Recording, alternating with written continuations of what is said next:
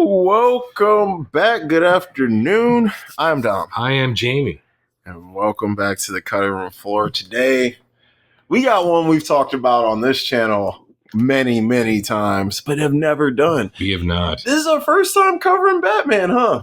Well, no, we covered Michael Keaton as Michael Keaton. Yeah. That's right. And when we talked about The Flash, you have to. You have to. But we've never covered a Batman movie technically. I don't believe we have, no. Michael Keaton, we talked about both of them. And The Flash, but we've never broken down a Batman movie. And I think a good first one to do, if we're going to do it, especially because 20 years ago, this film was released. 20 fucking years, James. Yeah, believe it or not, I want to see if it was the 14th or the 15th of June. That's nuts. Because I remember seeing it the day it came out. Bro. June 15th. Wow. So by the time we release this, it'll be a couple days until the 20th anniversary. Wow. So we were like hyped 20 years ago for this thing. Like I was a kid and I was super hyped because that was a good year for action hero shit. You had Revenge of the Sith, and then boom, right after you had Batman Begins. So that was a real good year for hero shit and action sci-fi, whatever you want to call it. It was, because think about it, like 2004, the year before, you had like Punisher, the Tom Jane one. You had Hellboy 2, The Golden Army. Yeah, John's Fire 2. Oh, no, it was just the first Hellboy was in 04. I'm sorry. Hellboy 2 was 08. It was 08. Yeah, you're right. It was just the first Hellboy. I'll never forget seeing the first Hellboy in theaters. Yeah. So I was dating this chick named Danielle. I'm not going to say her last name. Named Danielle. And she gave me a fucking hickey during the damn movie. Really? And my mom was like, what the fuck is on your neck? And you're like, this movie sucks. Bro. Apparently she thought so, because all she could do was suck on me. But I was in it. I'm like, at one point I forgot she was doing it. Because I'm like, man, this guy Guillermo is killing it. Yeah. I'm like, Ron Perlman, didn't know you had this in you. Yeah. And who's Selma Blair? She was great. So. Yeah. And Doug Jones. Yeah, dude. He didn't do the voice of Abe Sapien in the first one, but he did in the second one. But Doug Jones is more famous for not what he looks like, but all the prosthetics. Because he was the Silver Surfer in Fantastic Four: Rise of the Silver Surfer. Yeah, he was obviously Abe Sapien. He was the Shape of Water. He was the creature in that. Oh, love that movie. He's Saru in Star Trek Discovery. He's a good actor. He was Mac the Knife in the 80s. Yeah. In the McDonald's commercials. You know what the fuck I look like. Yeah. Right? He's like... He was actually a villain in the Flash TV show, too, I believe. He might as well have been a Predator at some point. Yeah, because he's kind of a tall, lanky dude. He should have been. You don't mean like a Michael Jackson kind of Predator or a P. Diddy kind I was like, I think P... listen, y'all can hate me. I'm still beside Mike was innocent. Or Diddy, though? Or a Donald Trump kind of Predator? I'm just going by the accusations. I apologize. I just hope, please don't be a Diddy type. Yeah. That guy. Well, if he pardons Diddy, he probably was a part of it. He was, come on, he pulled If he pardons Diddy, he makes him a secretary of something. You know. Secretary of like baby oil imports or something. And ecstasy lube, whatever the fuck it is. I'm like, Diddy. And this isn't made from real baby. I'm sending it back. I'm sending it back. I need it, baby. Yeah, fucking 20th anniversary of Batman Begins. And Spider-Man 2 came out in 2004. So you're like riding high off of these. That's the best. In my opinion, it's the best live action Spider-Man movie. That's just me. I'm not going to disagree because, but once again, it's you needed one. Yeah, it's the argument. Like, is The Dark Knight a better film than Batman Begins? I don't know, because without Begins, you wouldn't have. He needed that blueprint to see what. And you don't need any background on this version of Batman for The Dark Knight to start off. So the amazing way that it did. Right out the gate. Yeah. That is the best part about The Dark Knight, bro. You're 5 minutes in, it's action. Yeah, because The Dark Knight and Dark Knight Rises are James Bond movies because we already know who Bond is. Mm-hmm. Yeah. And obviously, right after Batman Begins, the year and a half later, you have Casino Royale. Bond Begins. Yep, Bond Begins. So without Batman Begins, would we have had Daniel Craig in Casino Royale kicking ass? It is so funny you said that because for a few reasons. One, on my way here, I was on the phone with my friend. We had a whole conversation about Bond and why I had to make a case why Daniel Craig is the best Bond. Why would you have to make a case? they agreed that Sean Connery's their Bond. But dude, all you have to do is I know how great Casino Royale is. I'm sorry to interrupt you. No. Trash, Quantum of Solace, but it got us to Skyfall, which is incredible. Yeah, I mean, all you have to do is say Skyfall, and it's like even the Adele song is actually incredible. Mm-hmm. Skyfall and Casino Royale, in my opinion, are the two best Bond movies. But I'm going to finally watching Goldfinger tonight. Oh my God. People say, you expect me to talk? No, Mr. Bond. I expect you to die. Yeah. Austin Powers, man. Goldfinger, dude. See, there's something about Terrence Young and there were two directors who would because there was one Bond movie each year for 4 or 5 years with Connery. Mm-hmm. And it was Terrence Young, Guy Hamilton.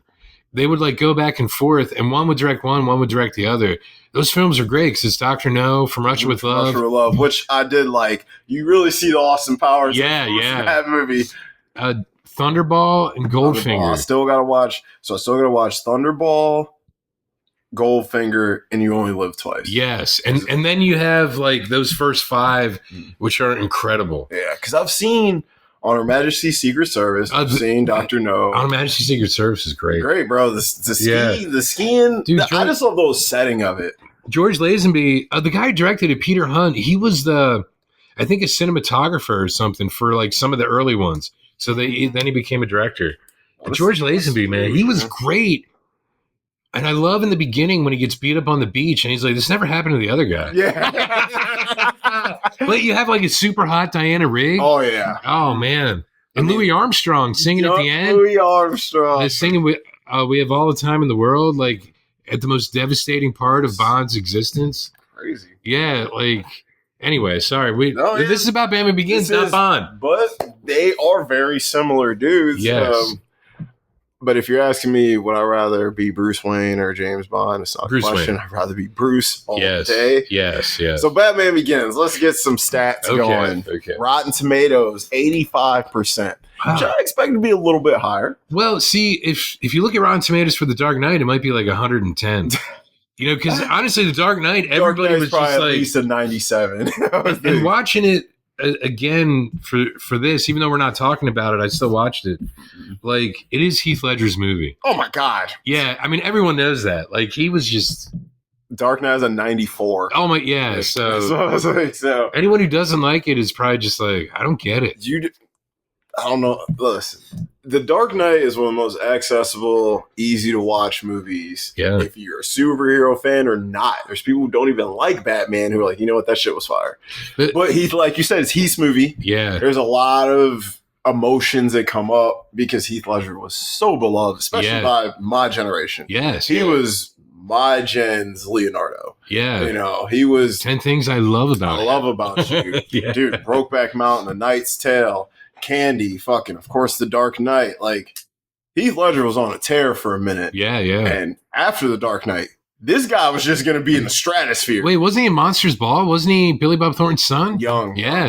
Yeah, he was. Yeah, he wasn't that young in there. He's probably 22 or 2. Well, Billy Bob Thornton always looked like he was in his 60s. So even when he was in his 30s, he had Wilford Brimley disease. Not as bad. No, not as bad. Oh my God. 36 years old. Bro, I thought you were 77. Dude, I was going to give you AARP discounts, bro. I just love that he's in Cocoon. You were by far the youngest guy here, but these guys look like peers. Yeah. But so IMDb 8.2, really good score. Wow. Letterboxd 3.8, another good score. So obviously people like this movie and respect it. I'm just laying this out here right now. It ain't no secret if you guys have ever heard us talk about hero films. This is my personal favorite Batman movie next to The Batman, Matt Reeves. Yes, which I'm on pins and needles waiting for the fucking sequel. Yeah. We saw that, 3 years ago? Almost 3.5. Bro. Because it came out, I think, in February 22. That's dude, God, that was a great theater experience. That was. It was. I'm really glad I saw it on a big screen. I'm saying, when I had to go to the bathroom, Bro, I was yelling at my fire hose like, hurry up and get this shit out of here. I'm missing some great shit. I was like, I remember when you got up. Because didn't I tell you what happened when you came back? I basically ran to the bathroom. Yeah. Like, people were like, yo, this guy's about to shit himself. I'm like, no, I just need to fucking get back to this film. Well, the weird thing about that movie is it doesn't feel like it's 3 hours. It does. No, that shit flies by, man. That shit flies by. And I think I text you when we were talking about a recast. I know it's a cop-out, and I didn't do it because it is a cop-out. It's a cop-out. But Batman Begins almost perfectly sets up the dynamic for Gordon and Batman in The Batman. Absolutely. So it could almost be, I know it's not because it's different actors, different director, different writing, but if you think about how they hooked up in Batman Begins, the Batman makes, it would be. And Pattinson's the right age now to play that Bruce Wayne. Yes. So, and obviously Jeffrey Wright's the right age too. So yeah. Batman Begins, man, this movie's magical to me. I'm an origin guy. We know this. Yes. And this is a top 5 origin story of all time. This and Iron Man 1, like, my lord. And they were, pretty close to each other in release, a few years. You know what? I think you're right. And it's like, let's say like Superman the movie. Yes. Oh, God. Yeah. So you have Dick Donner. You have Sam Raimi with Spider-Man. And you have Nolan with Batman Begins and Jon Favreau with Iron Man. And they're the best. In my mind, he directed that. Yeah. Well, look, after Elf. Yeah. Yeah. He got range. Yeah, he does. Think about like, Doug Liman did Swingers. He wrote Swingers. He wrote it and he wanted to direct it. Yeah. And they were like, dude, you can't fucking direct this. You're not money yet. Yeah, you're not money yet, baby. Come on, baby. He will be. I do love Swingers. That's a Vince Vaughn showcase. That is. He was the man that's his movie. But, dude, Batman Begins, I don't know, like, when I first saw it, it was life-changing. But I watched it, like, 6 years ago, and it hit me hard as fuck when I watched it. Oh, because you would have been, like... late 20s. So, it would have been, like... 27, 26. The age Bruce Wayne is when he comes back. When he comes back, yep. Yeah. And I was like, I just don't know. Something about Batman, the main thing I like about Batman is, yes, there's action and stuff, but I really like seeing Bruce Wayne by himself, doing his own thing, being alone, brooding, getting pissed off. But I also love seeing him do his little side, going off to meet up with somebody on top of a roof. Yeah, going off to sneaking into Jim Gordon's place and then just disappearing. Yes, I just love the detective aspect of Batman. So that's why you like The Batman. That's more of a detective movie. That movie's 100%. Could have been Dick Tracy or some shit. Yeah. It's 100% a detective movie with a guy in a costume. I mean, through and through. And I like detective movies, but Batman blends every great thing about movies into one. Yes. They have humor. They have a little bit of romance, some more than others. Yeah. Great story, action, good actors. You can't beat it. And the look of Batman Begins. All the uses of golds and tans and these warm colors he used in it. I love that shit. I wanted to ask you, because if you think about like the posters for Batman Begins, it's one of my favorite posters. Compared to like The Dark Knight or The Dark Knight Rises. Dark Knight Rises is a good poster, but I like Batman Begins the best. That color, do you think since it says Batman Begins, I always wondered this. It's kind of like Sunrise, yes. I've thought about that many times. Yes. That's what I thought. And The Dark Knight is very gray, very cold, like navy blue and gray colors. Yeah. Which Dark Knight's a cold movie. It is. Whereas it's more of a detective film. It is more of a detective film. Because Bruce Wayne is trying to figure out who the fuck this dude is. This guy? And what's he doing? Dressed like a nurse? Yeah. Hi. God, he fluttered. He's a little too good in that movie. He shouldn't be playing roles that well. But especially at that age, he was only like 27, 28. Yeah, I'm like, man, that's how old was Jack Nicholson when he did the Joker? He was in his 50s. He was in his early 50s. Yeah, he's old as shit. Yeah, that makes sense. That's a mature role. Yeah. When you play the Joker, say goodbye to your life for 8-9 months. Yeah. You in it. Or in Heath Ledger's case, forever. And sad. And I know it didn't happen when they were making the film. It was after. It's a direct result of because psychologically he had to put himself in a crazy Jack told him don't do it. He said don't play it. He said if you care about your sanity, don't take this role. Yeah. Wow. And Heath was like, I'm trying to be like you, dog. So yeah. And I get it. I would take it too. But shit, man.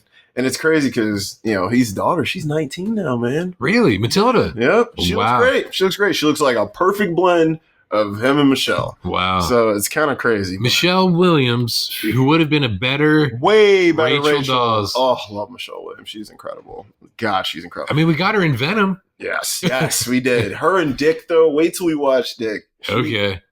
She's amazing. All right. We know we like this movie. Let's get into it. Okay, all right. Go ahead and tell them, Jamie, because I'm going to get too long-winded. You take this one out because I'm going to just start detailing too much. So this is Christopher Nolan's fourth film, and he decided to reboot Batman. This is the first Batman film. It came out in 2005, 20 years ago. Which he got gorilla balls for. Yeah, because... Gorilla balls. Because what was the last one, 97? 97, and it was Batman and Robin. One of the most reviled, hated... And I think unnecessarily. Yeah. But it's one of the most hated superhero films of all time. But it has gained its audience. I believe it has an appreciation. Once Joel Schumacher passed, I think people reassessed his contribution to it, separate from what Tim Burton did. Yes. So they're like, oh, okay, on its own, it makes sense. Because I have a whole other way of looking at Batman and Robin that we can talk about some other time. So... he decides to reboot Batman. Warner Brothers says yes. And he goes with the origin story the way he imagined it, the way he wanted it to be told, because he realized, like, even Tim Burton's Batman, it was kind of like he says in this interview that I'm not going to look at because it'll take me too long to find it now. Basically, Tim Burton made like a super stylized Gotham and everything that Batman fit into. And he wanted to make it realistic and have Batman be more extraordinary in that realism. And that's what he succeeded at. It was a beautiful way to go about it. So he took a little bit of Batman Year One and a little bit of some other stories where they vaguely show Bruce Wayne training. Because obviously, like, if you go back to like 1939 when they first had Batman's origin, it's like a one-page thing where it's like his parents were killed. He vows to avenge them. So he trains his body and mind to the peak of physical perfection and becomes Batman. And that's it. That's honestly his origin. It's a one-page thing, and it shows him like doing like chemistry, lifting weights, and like in the Batman costume. Like that was literally his origin for decades. Wow. So even in like the Batman TV show, in the very first episode, they casually mention like Bruce Wayne is talking to a group of people and he's like, ever since my parents were killed, blah, blah, blah. And that's the only time they ever mention like that. Because it was basically a kid's show. And obviously you have like Batman, the animated series. Of course, which is, I've been watching. Yeah. And you're an addict now, aren't you? Fan-fucking-tastic. I put it on every night and watch episode every night before I go to sleep.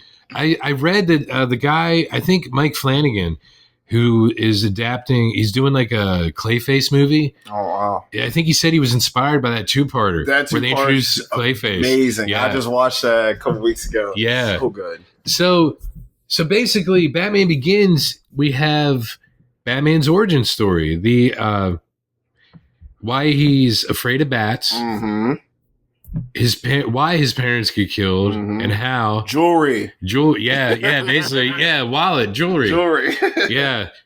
And you have Bruce Wayne growing up and figuring out how to train himself to become. I'll say vengeance. I'll use a line from the Batman to become vengeance, because in the comics he and they kind of touch upon this in the film. He decides to do this because he doesn't want the same thing to happen to anyone else ever again. And that's important if you watch Batman versus Superman. When you watch Batman versus Superman, that'll be important. That's why I bring it up. It's important in this movie because it is. Alfred brings it up. Yeah, he does. He's like, well, dude, if you're doing this out of fucking revenge, you're just a vigilante. Yes, you have to be doing it for some other reason. And that's his motivation. And so the film begins with a young Bruce Wayne. Actually, the film begins with bats. Bats. Yeah. Making the bat symbol. Well thing. Yeah. Making the bat symbol. So Bruce and this girl who's the daughter of like the maid at Wayne Manor, they're running through the garden and she finds an arrowhead and she says, finders keepers. And then Bruce wants it. So he steals it.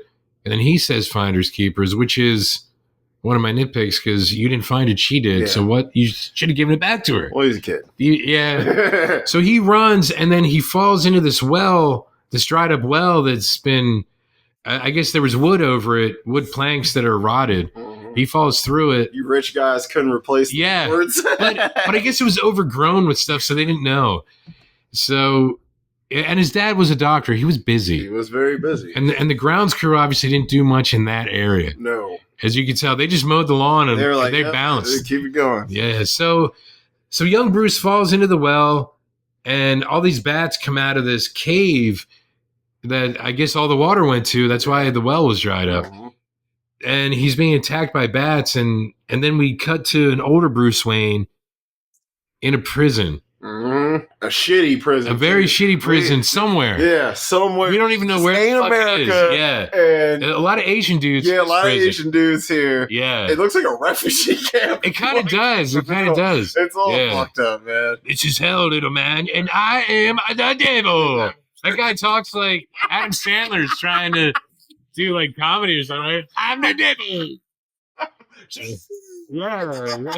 My neighbor's dog is a 4-inch clit. You know, like what? Oh, you never listen to his comedy albums? He has an album that you would love because it's called "They're All Gonna Laugh at You." Yeah, that's one of my favorite ones. Yeah, they're all gonna laugh at you. Movies, the best period piece of all time. So he's in this prison. And so this is like current times now. Yeah. So it's no longer. So it's a flashback, and we're now right now with Bruce Wayne. He's in this prison, and these guys are fighting him, and this chow line because you know the gruel or whatever. It looks like cauliflower and phlegm. That's what it looked like. I'd be like, I guess I'm gonna starve to death here. Yeah. I guess I'm fasting. Yep, I'm fasting permanently. So these guys attack him. He takes them all out, like 6 or 7 guys. And then he gets put in solitary confinement. He's like, it's for protection. He said, I don't need protection. For them. Yeah. Some of the worst acting in the film, other than Katie Holmes, is those guys trying to do American accents. And I understand it's because it's not their native tongue. Yes. But Katie Holmes, it is. So what was her excuse? Ooh, she was bad. Terrible. So he meets this guy then in his jail cell who knows he's Bruce Wayne. His name is Henri Ducard. He's French, Scottish. His fake name. Yeah. So it's Liam Neeson. Yes, so it's Qui-Gon Jinn. Qui-Gon Jinn. Qui-Gon Jinn is talking to him, and he's asking him questions. So we have more flashbacks as to like what happened. I believe, and then Ducard tells him like, look, if you really want to do what you say you want to do, there's a blue flower that grows at the foot of this mountain. Pick it, climb the mountain to the monastery or whatever it is up top, and you might find what you're looking for. And he's like, what am I looking for? Shit felt like Everest to me. And he's like, yeah, kind of. And he's like, only you can answer that. Yep. So he leaves him. So he gets out of jail the next day and picks the blue flower, the blue poppy. Yep. And then makes the trek up the mountain. And that old guy's like, turn back. Go back. Yeah. And I think this was filmed in Iceland. It looks beautiful. Yeah. Wherever they are, it's beautiful. Yeah, it's Iceland or Greenland. It's one of those. It might have been Greenland because of how icy it is. Oh, yeah, because Greenland is actually icy, and Iceland is more green. It's green. Yes, yeah. So he goes up the mountain to the monastery, knocks on the door. It opens up for him. Ducard is there with these guys, these ninjas. It's the League of Shadows. Because it's League of Assassins also in the comics. and in the show Arrow. So sometimes I get them confused. So if I say League of Assassins, it's because I'm a nerd and I know it from other things, but it's the same group. So he meets Glenn Watanabe, right? Yes. Yes. Ken Watanabe. Who is incredible. He's a great actor. I love him. I mean, think about Memoirs of a Geisha. Memoirs of Geisha, Inception. Oh, yes, that's right. Yeah. He's incredible. He's so good in Memoirs of Geisha. So he is introduced as Raz Al Ghul. The demon's head is what it means. Mm-hmm. And he's the leader of this group who fight crime around the world is the best way to say it. Yeah.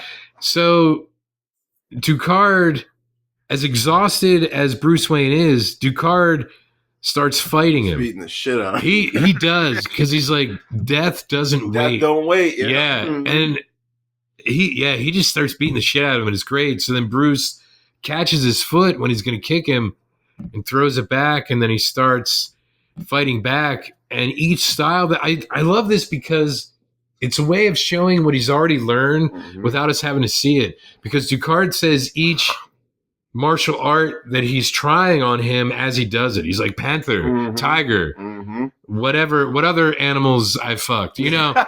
And so we learn more about Bruce right up to that point than we probably would have. Oh, yeah. And it cuts out a lot of exposition. He did it, yes. He kept it nice and concise for runtime. Yeah. If you're not an idiot, you get what's going on. Yeah, so then Ducard's like, look, what, after he beats the hell out of him again, he's like, what do you fear?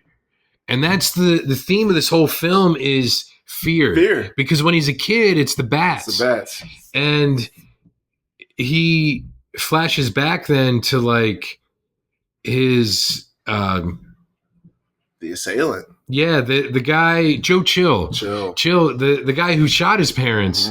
Like, he wanted to kill him. He came back from school when he was in college, and he wanted to kill him. Had the snub nose. Have his trial, yes. Yep.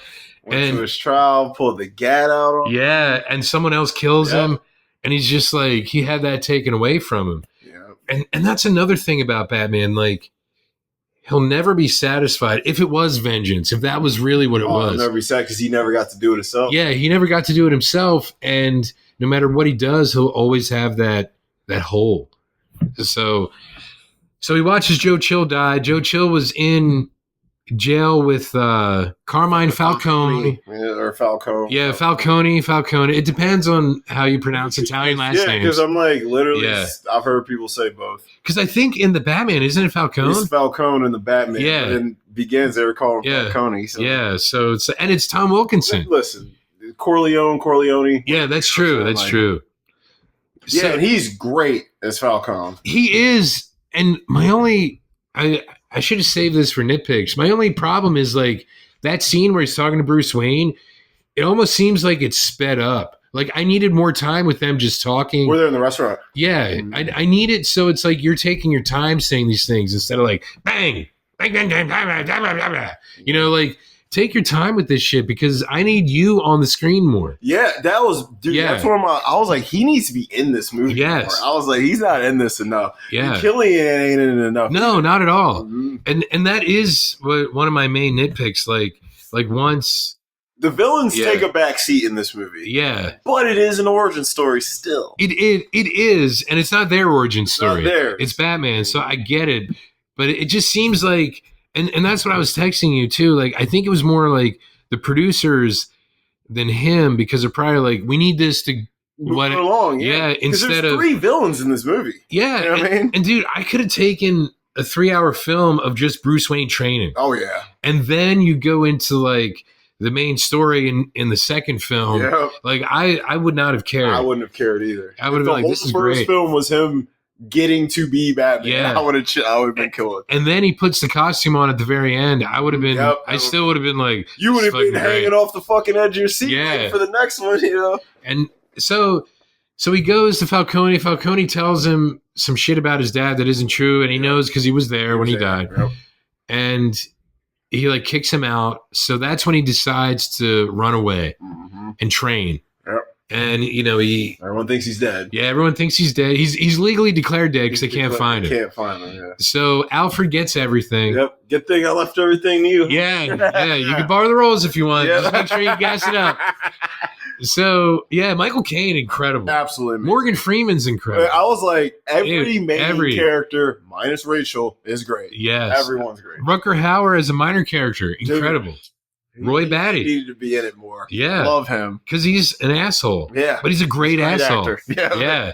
So he runs away, and it's a montage of him, like, because Ducard then, it's like with Ducard training him now, he's asking him different questions. So you see through flashbacks, like, the first time that he stealed so he won't go hungry, and how he loses the assumptions of what certain criminals are, and how he never became one of them because he would always steal from Wayne Industries or Wayne Enterprises or whatever. From yourself. Yeah, so he's not.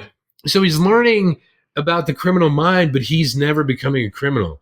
So when he's like, I never became one of them, that is true. It's just no one would fucking believe him because no one knew who he was because Bruce Wayne was dead. Yep.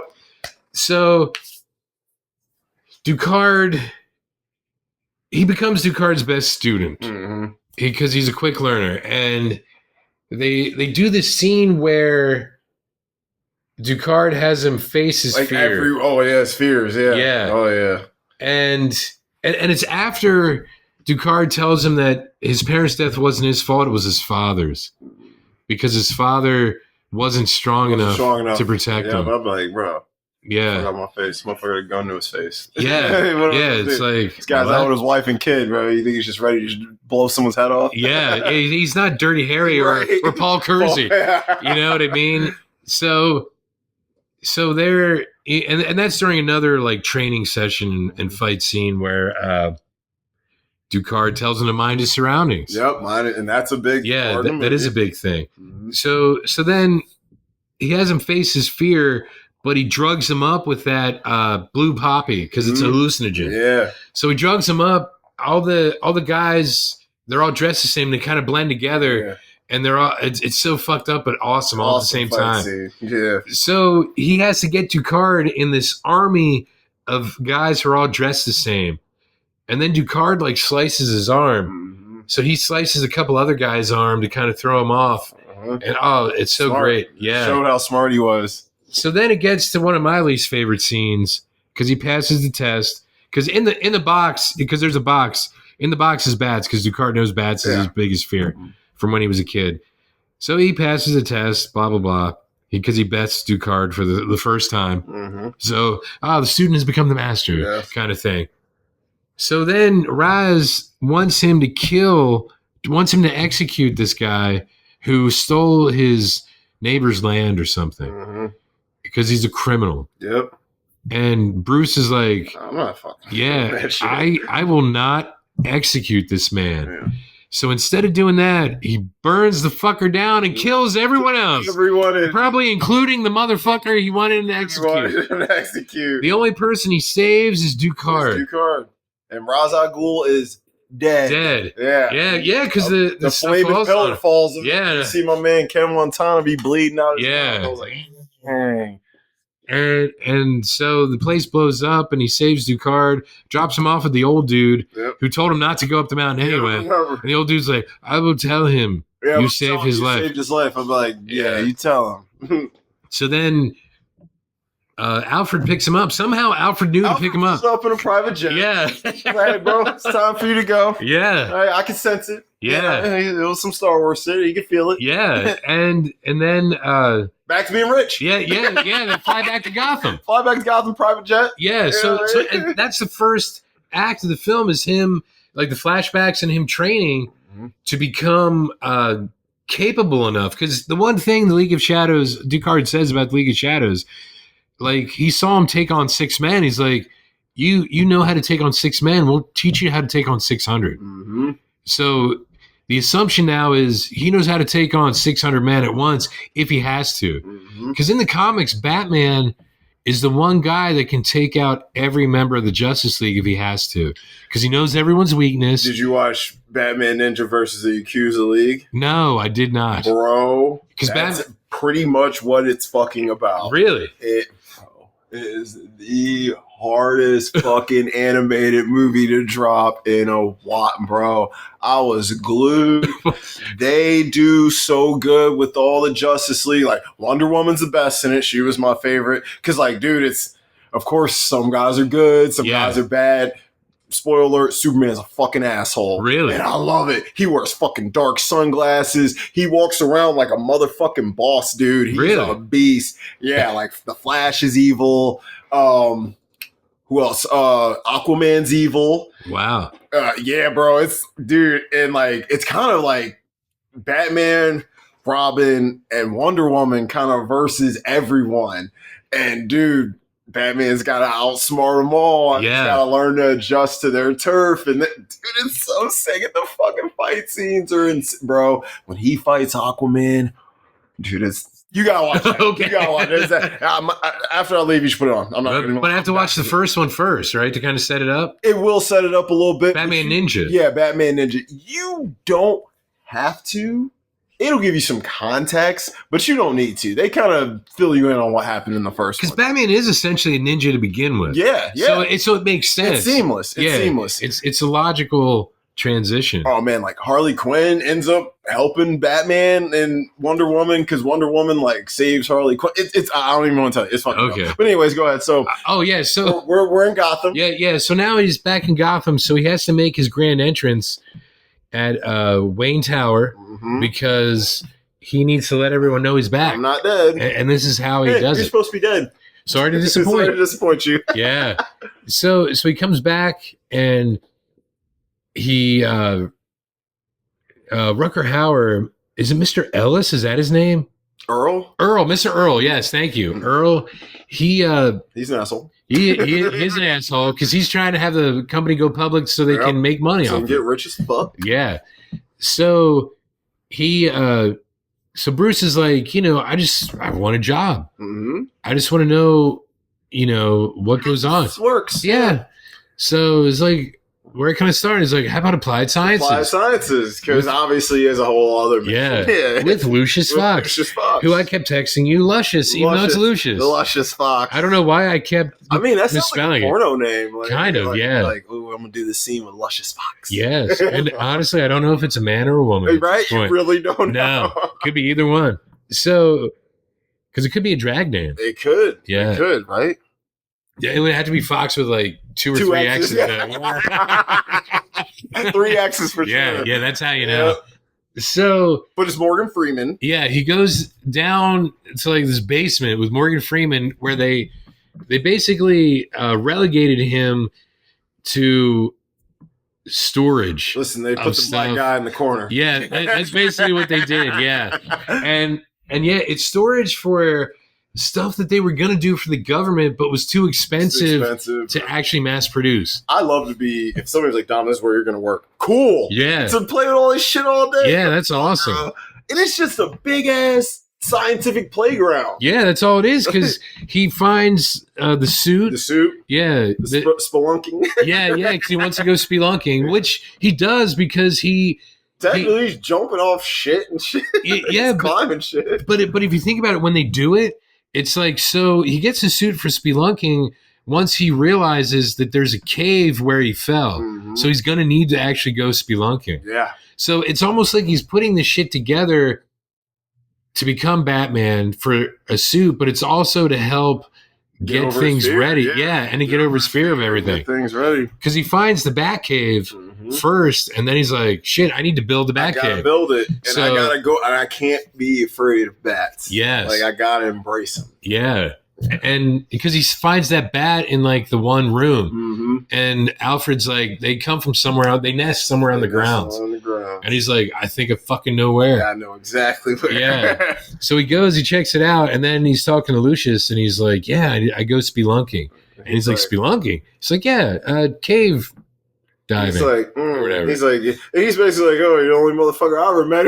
Yeah. You know what I'm saying? So he gets the suit, and then he goes and visits Gordon, who, when he was a kid, was nice to him after his parents were killed. Died, yep. So he knows he can trust him because he's been kind of monitoring everybody.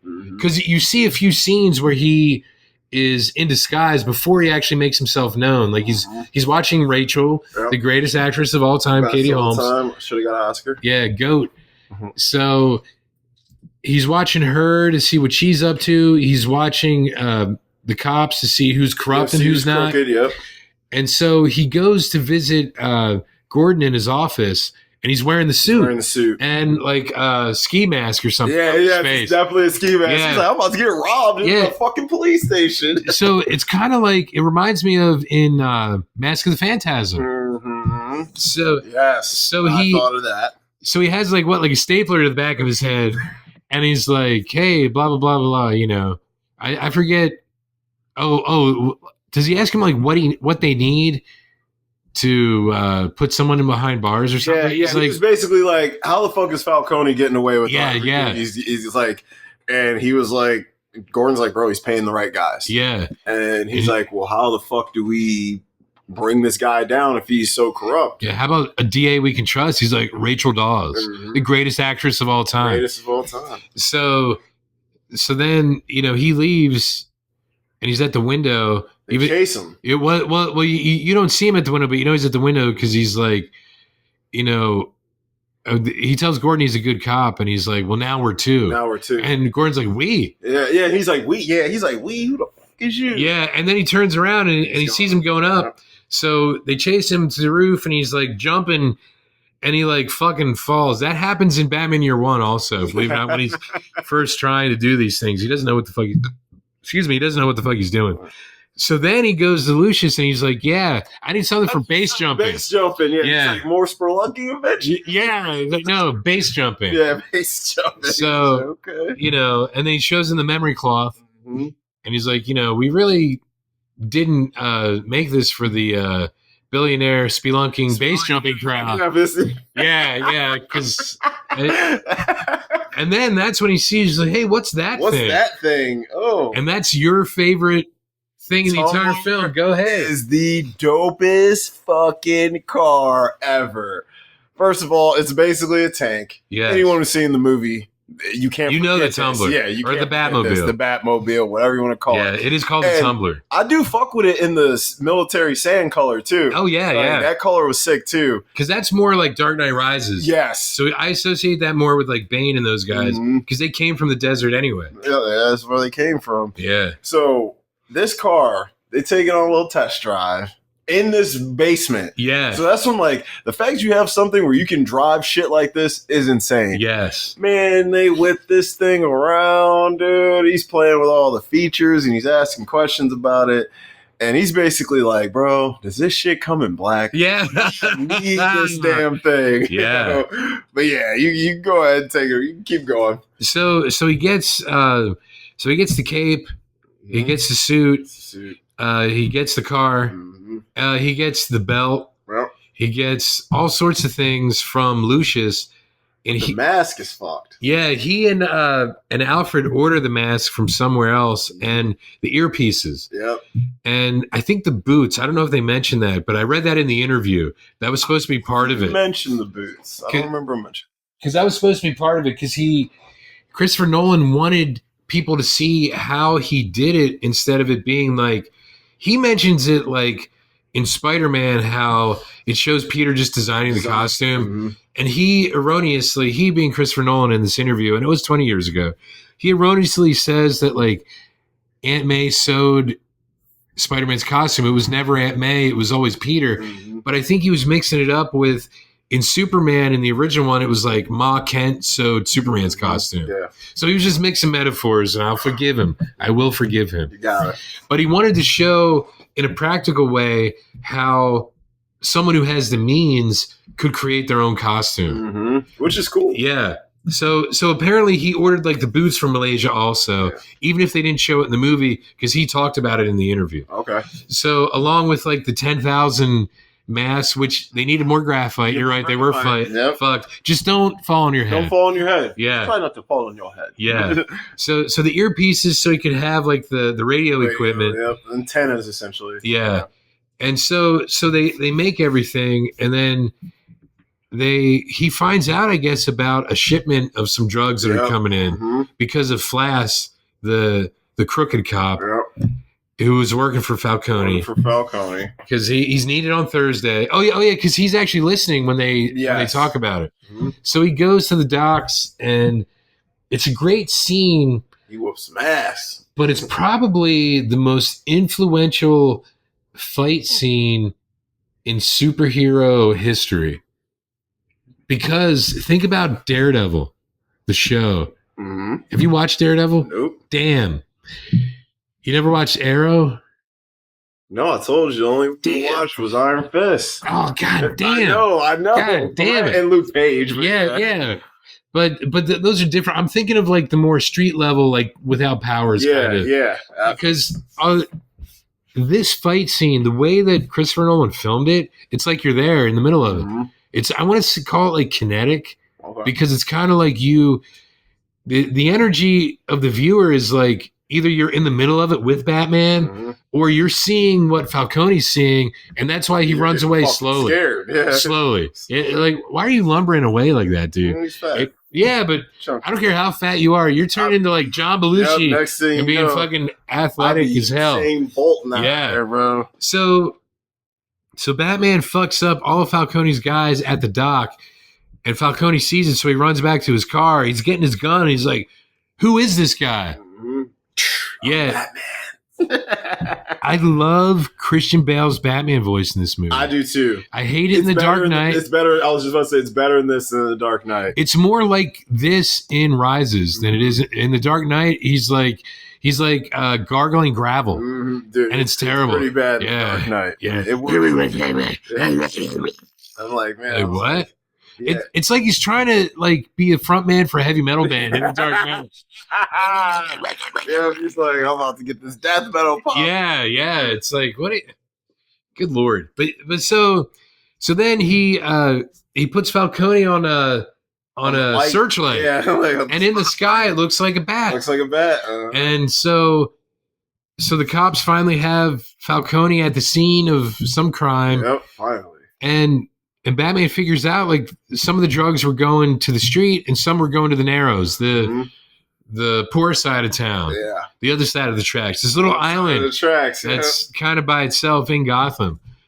So the investigation starts to lead him in certain areas, and then you see like Dr. Crane testifying. Yep. For Mr. Zsasz. He's insane. Yeah, because Zsasz, I don't know if they show it, but in the comics, he like marks himself for like every time he murders somebody. So his body is covered with like... I don't remember seeing that. You see it a little bit on his neck. Yeah. Like, but his whole body is like, like slashes. He's like a Killmonger type of dude. Kind of, yeah. Only his is like 5, you do 4 marks. And then, it's tallies for every murder he's done. Yeah.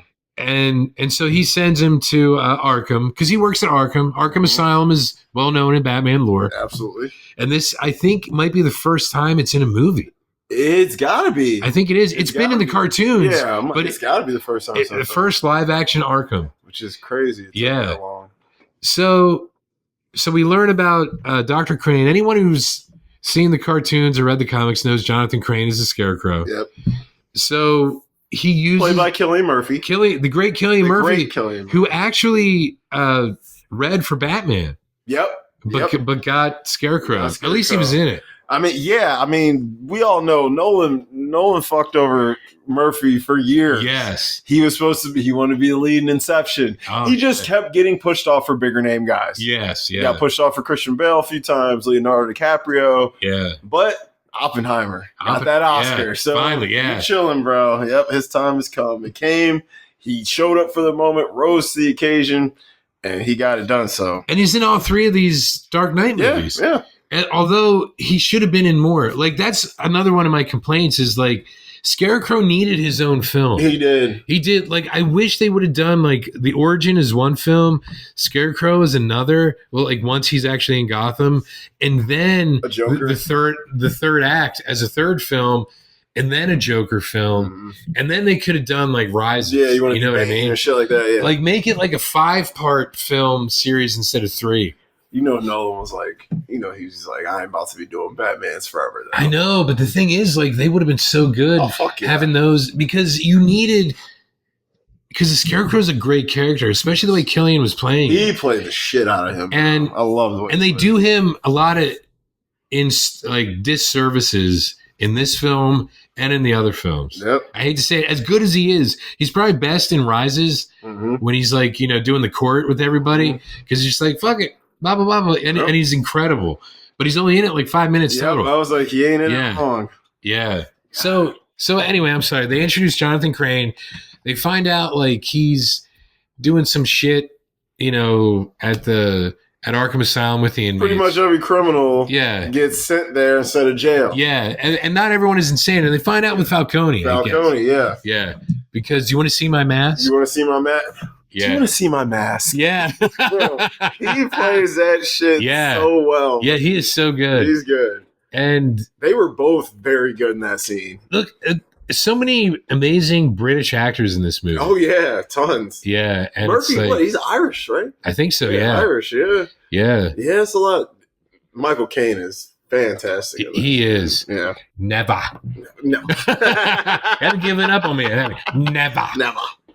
So Falcone goes to Arkham, and that's when Rachel starts to ask questions. Yeah, she's like, bro, what the fuck? Why are you saying all these he's a perfectly sane 52-year-old man. Dude, he's in his 60s. Yeah. Dude, don't tell me he's 52. Yeah. Because that means 7 years before, when he was talking to Bruce in the restaurant, he was supposed to be 45. 45, no way. You're aging like... Yeah. You want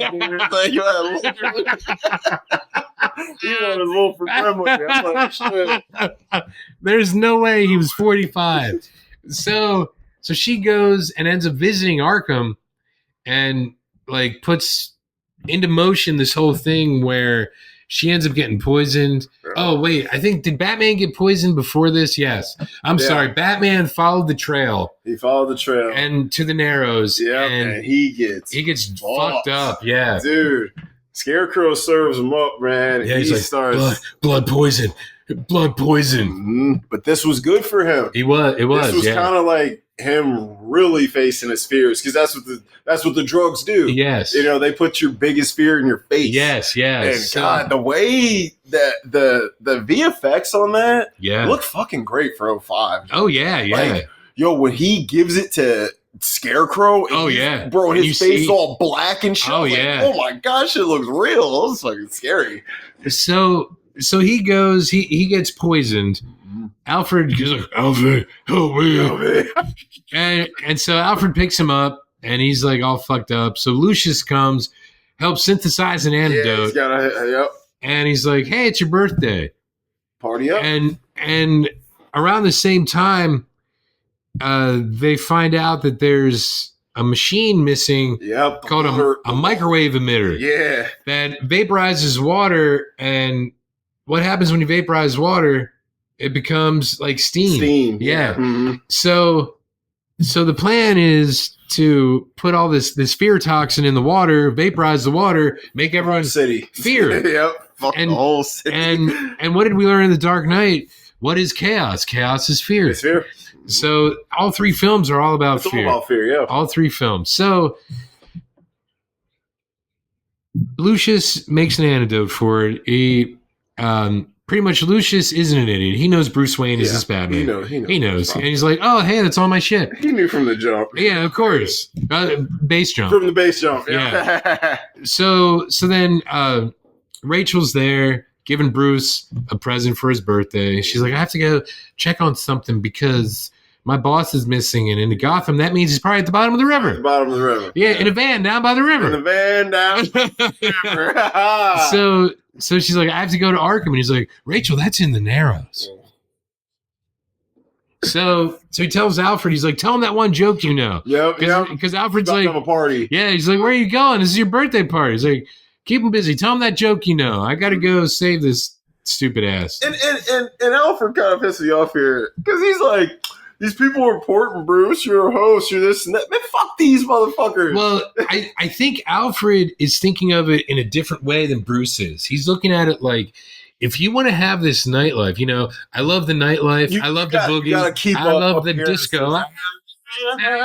You know, I like the boogie. Yeah. Great song. If you want that, you need to have this too to balance it so people won't think that you are doing that. Guess what? There's going to be times. Fuck them people. Totally. Give them some money. Well, totally.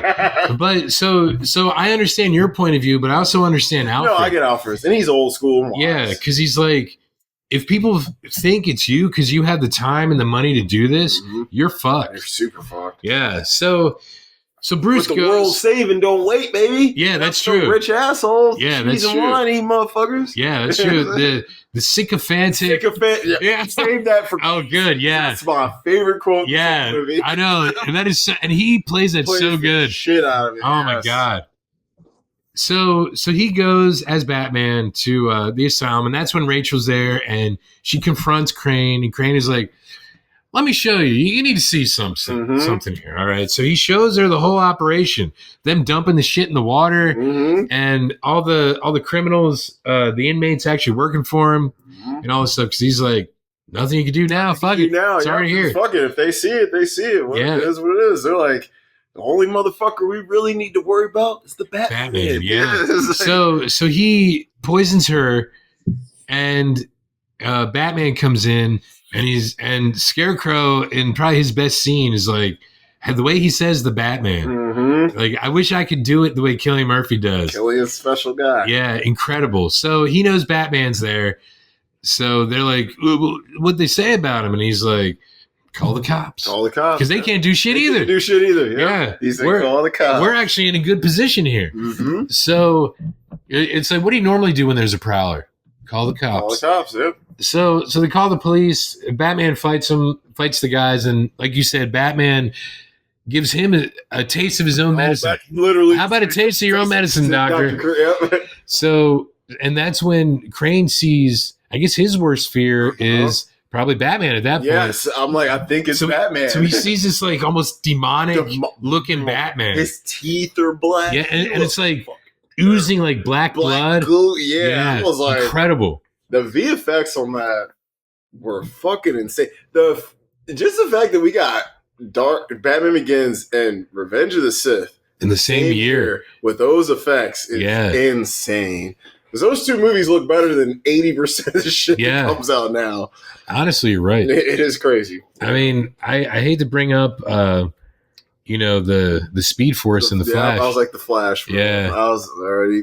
Yeah, the time, whatever he called it. I forget now because it's been a while since I've seen it. It was Speed Force, right? Yeah, it's in the Speed Force, but he called it like something specific. Yeah. But it was a Speed Force, yeah. It was something specific in the Speed Force. Sure, looks terrible. But the plus is, there's a lot of that movie that has no CGI in it. Yes, so, and it's still fantastic. I'm like, I'd say only 20% of it's CGI. Yeah, Most of it's Barry. Yeah, and those are the best parts. Best parts. So then the cops show up. Yeah. And they know Batman's in there, so they're waiting for like the SWAT. And so Gordon runs in. All these dudes fear one dude. Yeah. I'm like, yo, these motherfuckers are good. He said, Batman's in there. We need backup, dog. Yeah. Hey, if you want to run in there, I'm right behind you. Shit. So Gordon goes in. Yeah. He's like, oh, Batman's in there. We're homies. Yeah. So he runs in. He gets to. I think Batman like scoops him up, right? And see that's my problem with some of this film is like he gets scooped up, right? And it suddenly cuts to him just there looking at Rachel. It's like show me him orienting and then looking at her, you know. And like I said, I think that's probably more producers being like, speed it up, brother. Let's not make it 3 hours. It's like no, I need that time. Because I want to see this shit, so I'm not disoriented. He should have made 3 director's cuts. Yes. For all 3 of them. Oh, that would be great. Because he had 30, 45 minutes worth of footage. We should champion the Nolan cut. The cut, yeah. The Nolan cut of Batman Begins. They forced the Snyder cut. Yeah. So because the Snyder cut is incredible. Yeah, they forced that, so we can force the Nolan cut. But they forced the Snyder cut because everyone hated the original cut. Yeah, that's true because someone else took over and did like 80% of it over. So they were like, and cut half the movie. Yeah, so. Yeah, so So Gordon's there. He sees, and Batman's like, "We need to get Rachel out of here because she's gonna die if we don't. I have an antidote, but unfortunately, I left it at my pad." Yep. And while he was at the pad, he told Lucius make a shit ton. Yeah, he did. He did because we might need it. Yeah, because if this motherfucker did this to me, he's gonna do it to other people. I don't know if they can handle it. Yeah. I'm kind of special. I hate to say it. Look, I drink that green drink that Alfred gives me. I do push-ups. Yep. I don't know what else to tell you. Yeah. Oh, he does sit-ups and rises when he's training to come back. Yeah. So then he hits something on his boot, which is great because that's from Batman Year One. Okay. And Gordon hears this noise. He's like, "What's that?" And Batman's like, "Back up."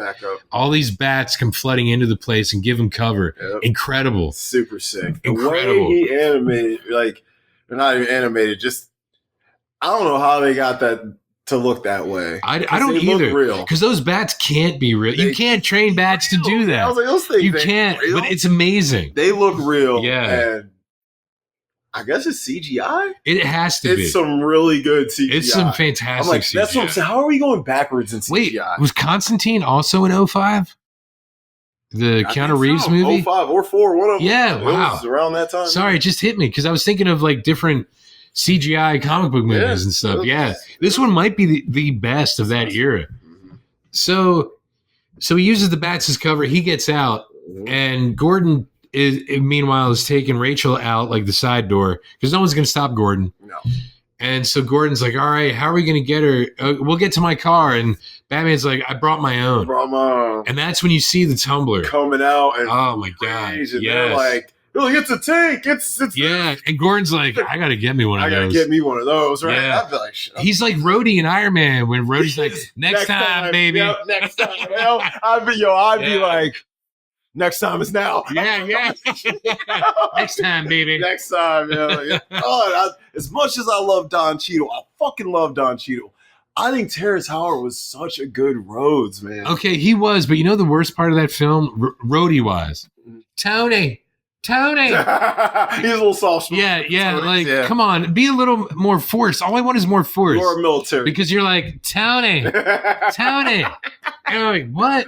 Just say it one more time because maybe Tony would start playing. Yeah. It would be If I Had No Loot because Tony Stark is rich. Yep, sir. Dude, If I Had No Loot is my favorite Tony Great song. Anyway, so he takes Rachel. Oh yeah, it's the car chase scene with the tumbler. Big, incredible rooftops, fucking cars getting flipped. Yeah, kinds of shit. Parking garages. Yep, and the cops are just like, we don't know what the fuck. The guy's like, what's it look like? Never mind. Yeah. That's what drives by. It's like, oh, okay, yeah, never mind. So anyway, long story short, he gets Rachel to the Batcave. Yep. He inoculates her. The worst part of the movie for me is when he's yelling Rachel. Yeah. I was like, stay with me. She brings him down in scenes. Yes. I was like, Christian Bale's acting suddenly becomes mediocre when he's around her. Yeah. She's a cancer. It's probably to make her feel better. He literally was like, oh, this is what y'all give me to work She would be colon cancer because she's a shitty actress. She's a shitty actress. There we go. Wow. Anyway, sorry. We don't see her in a lot of stuff. Man. Yes. And there's probably a reason why she left Scientology. Yeah, we know that. Yeah, we can't make you any money. Yeah, hell no. Yeah. So she wakes up. He explains things to her, and he's like, "Okay, now that you're awake, I'm going to put you back to sleep and take you home. Mm-hmm. Get this shit to Gordon because he might need it too." Mm-hmm. And blah blah blah blah blah. So he knocks her out again, takes her home, almost reminiscent of the Vicky Vale scene in Tim Burton's Batman. Mm-hmm, yes.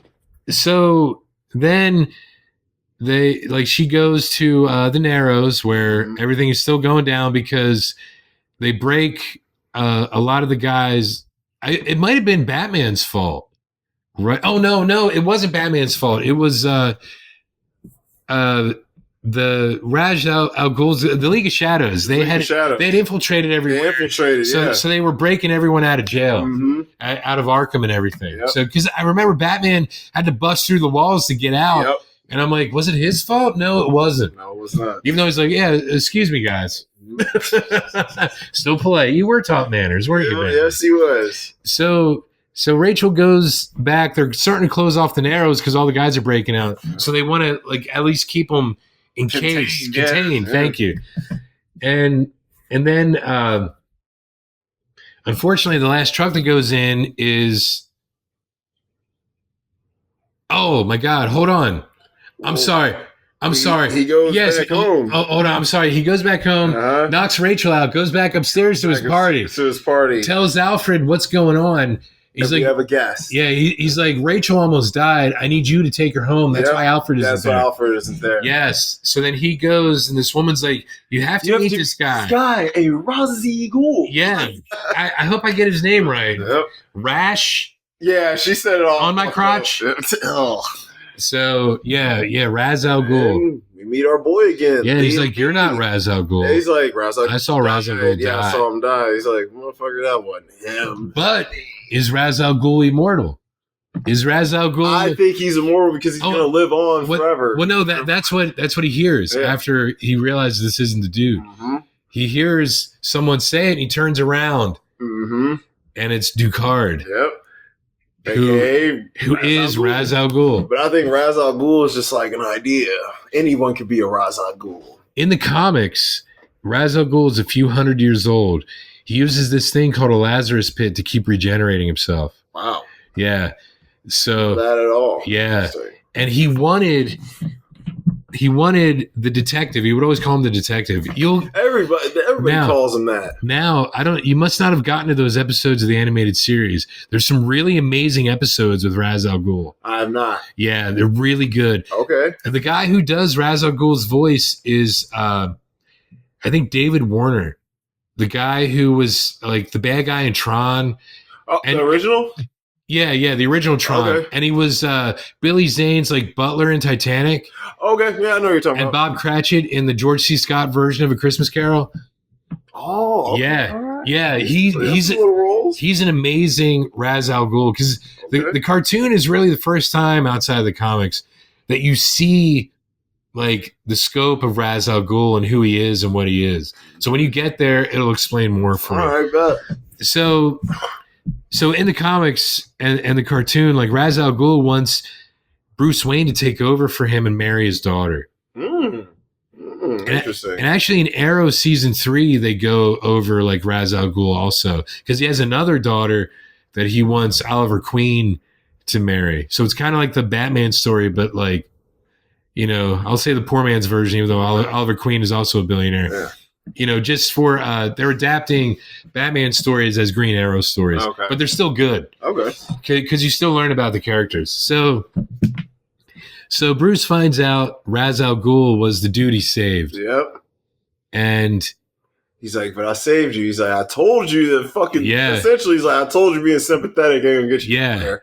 Yeah. So he's like, you know. We're going to kill everyone here. We're going to kill you. We're going to whatever. He's like, well, at least let me get these people out of here first. Yeah, no. They got to go too because they're part of this shitty place called Gotham. Let me tell you something.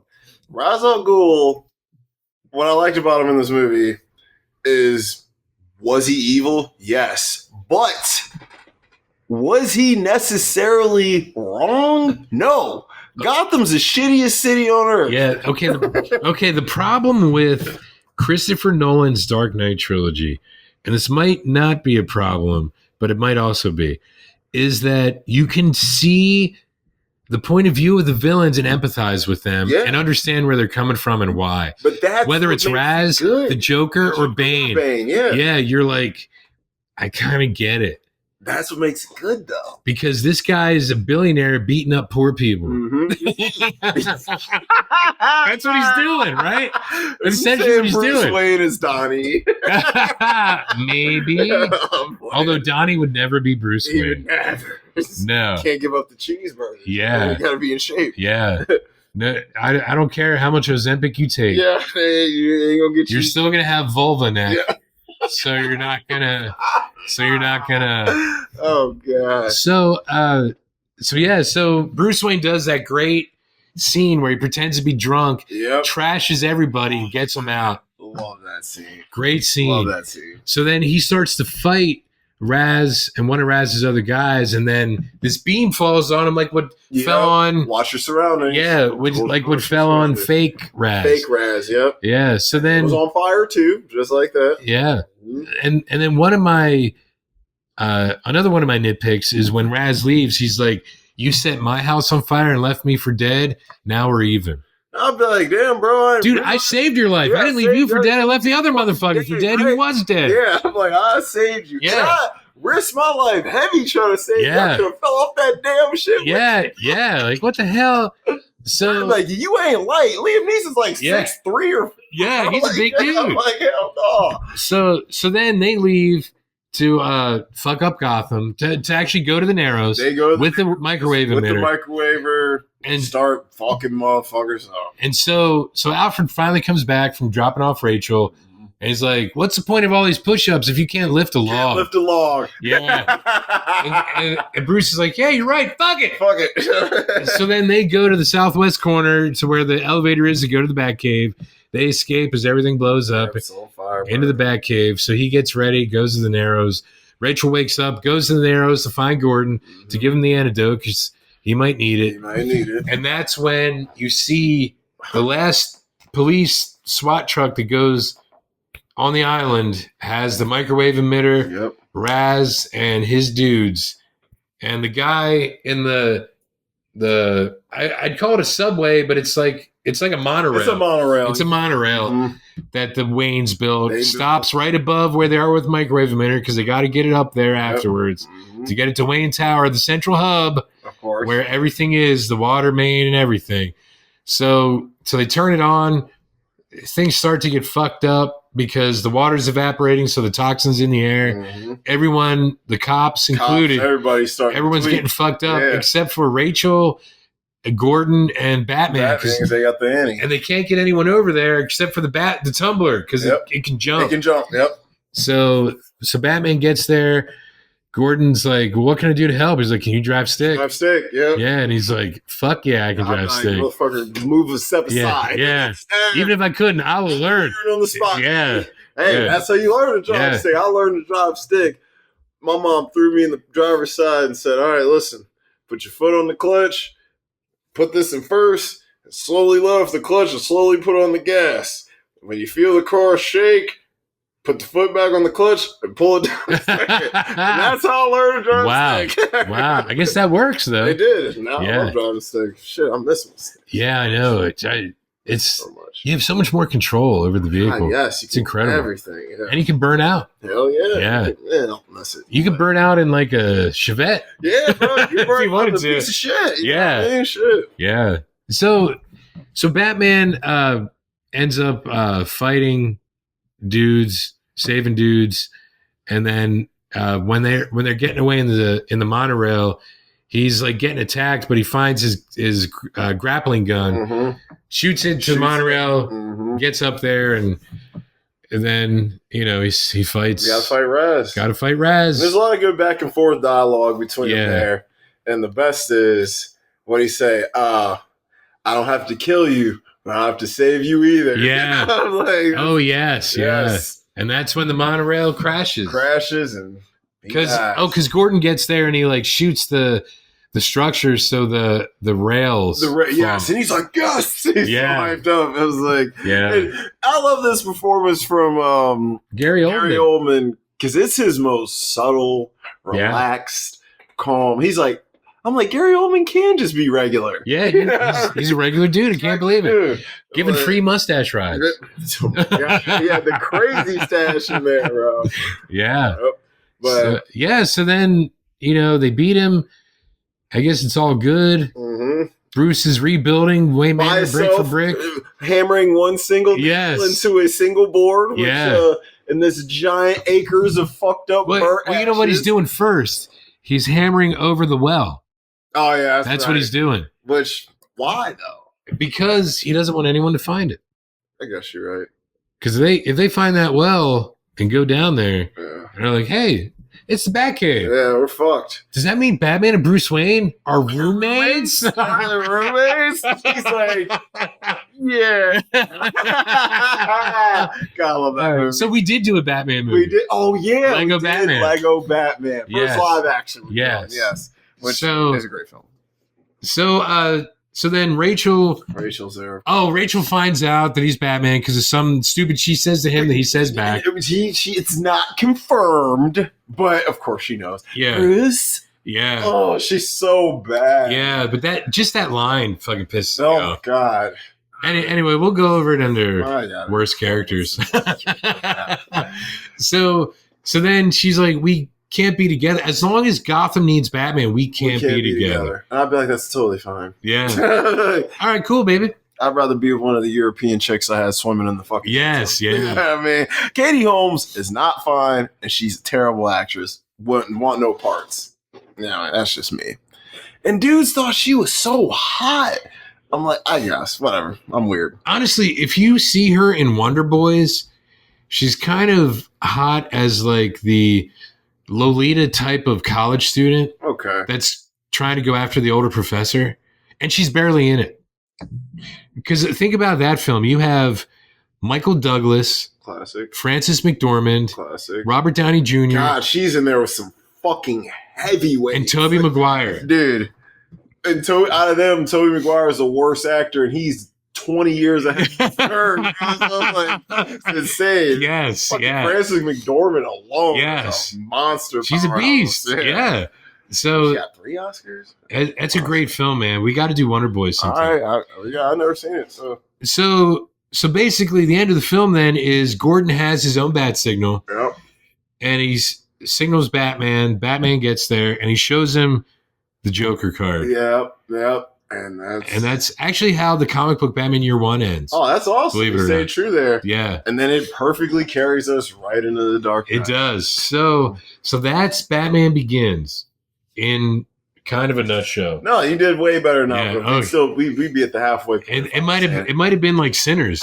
Yes. That's what I was like. I think Jamie needs to do this one. I will be yipping and fucking because I know you love this film. Love this film. I was like, I'll go on. While I was watching it last night, about halfway through it, I was like, yeah, he's gonna have to take this. I'll be fucking running my mouth. Just really quick, speaking of Sinners, how many times have you watched it since last week?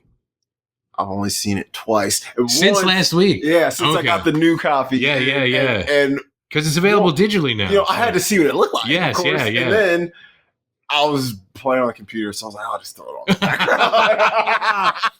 I wanted to tell you, believe it or not, what's the woman we were talking about, the really great one, the hoodoo woman. Wemi Musaku. Yeah. She's in Batman versus Superman. Oh man, she's just in a bunch of hero shit. That might have been one of her first roles though, because that was like 9 years ago. Yeah, I was like, that's like, I was gonna say that's almost 10 years. Yeah. Dang. Yeah, she might really only be in the Ultimate Edition.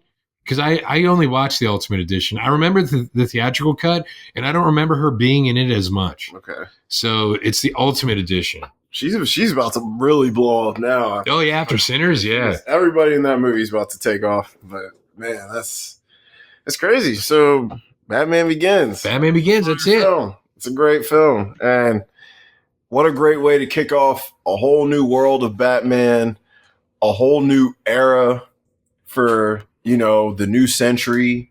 In this movie, I don't care what you say. You can throw me some MCU bullshit. You could throw me some later DC shit. I don't give a fuck. This movie, without Batman Begins, hero movies are 10 years behind. Yeah. That simple. Yeah. Every, believe it or not, even though we had superhero movies almost every year since like 1989, because even Blade came out a year after Batman and Robin. Yeah. So I think 99 may have been the 1 year where there was like the gap year. Yeah. Because then in 2000 you have X-Men. So much good shit came out in 99. Yeah. The only thing that didn't come out was a superhero movie. Shit, yeah. So X-Men was 2000, yeah. So you have all these great films that are kind of redefining the genre, but without Batman Begins, you wouldn't have had like the no one took the cheese out of superhero movies. Yes, bro. It's when Richard Donner was doing Superman the movie, there's a word he would use, verisimilitude. And it's pretty much trying to bring reality into fantasy. Into fantasy, yeah. And that's what Nolan did perfectly. He seamlessly, like, yes. That's what I'm like, Batman Begins is so well done, it almost doesn't feel like a hero movie. It feels like a crime thriller with a guy wears a black suit. That's what we say. It's like a James Bond movie. Yeah, it plays out, and dude, without that, like, come on, Iron Man. You don't get Iron Man wouldn't be nearly as good if Batman Begins didn't come out first.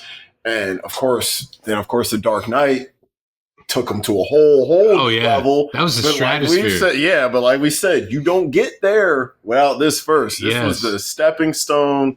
This was the one.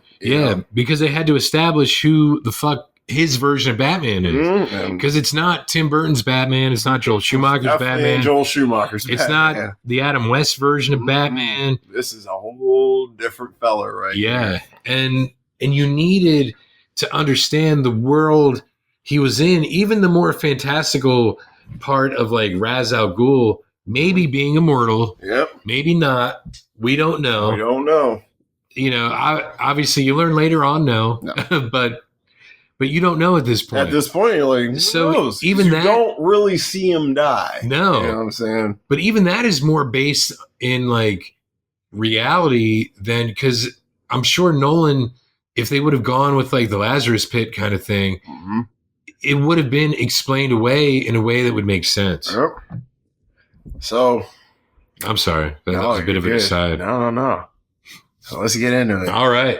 MVP. I said I'm only doing one for this movie. Really? I only picked one because without this one, none of this shit works. Christopher Nolan. Fucking Nolan. Yeah. Man. Like, you know who else though? Can we do a co-MVP? Oh, sure. You want to do the writer? No. Because he actually co-wrote it. Believe it or not, David Goyer did the first draft. Christopher Nolan did the 8 drafts after. The fact that motherfucker wrote and directed.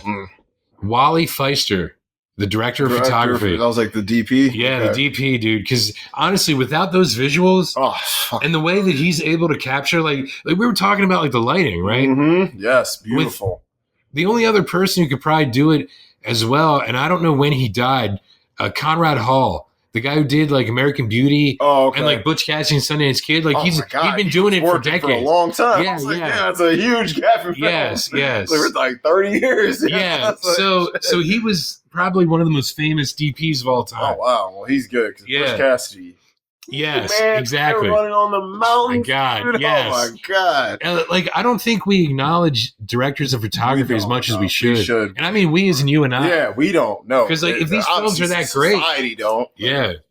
Every now and then, there's like when I was watching Sinners, I was like, all right, this DP is fucking going crazy. You know what I mean? There's some movies where like Dune, some movies it's just undeniable. It's in your face. And you can't. But some films you get so wrapped up in the story and the acting, you forget these beautiful things you're looking at. So. I think we talked about it with like Steven Soderbergh and your boy Sean Baker when they shoot their own films. We've talked about it, but we haven't talked about the guys that like the directors really trust.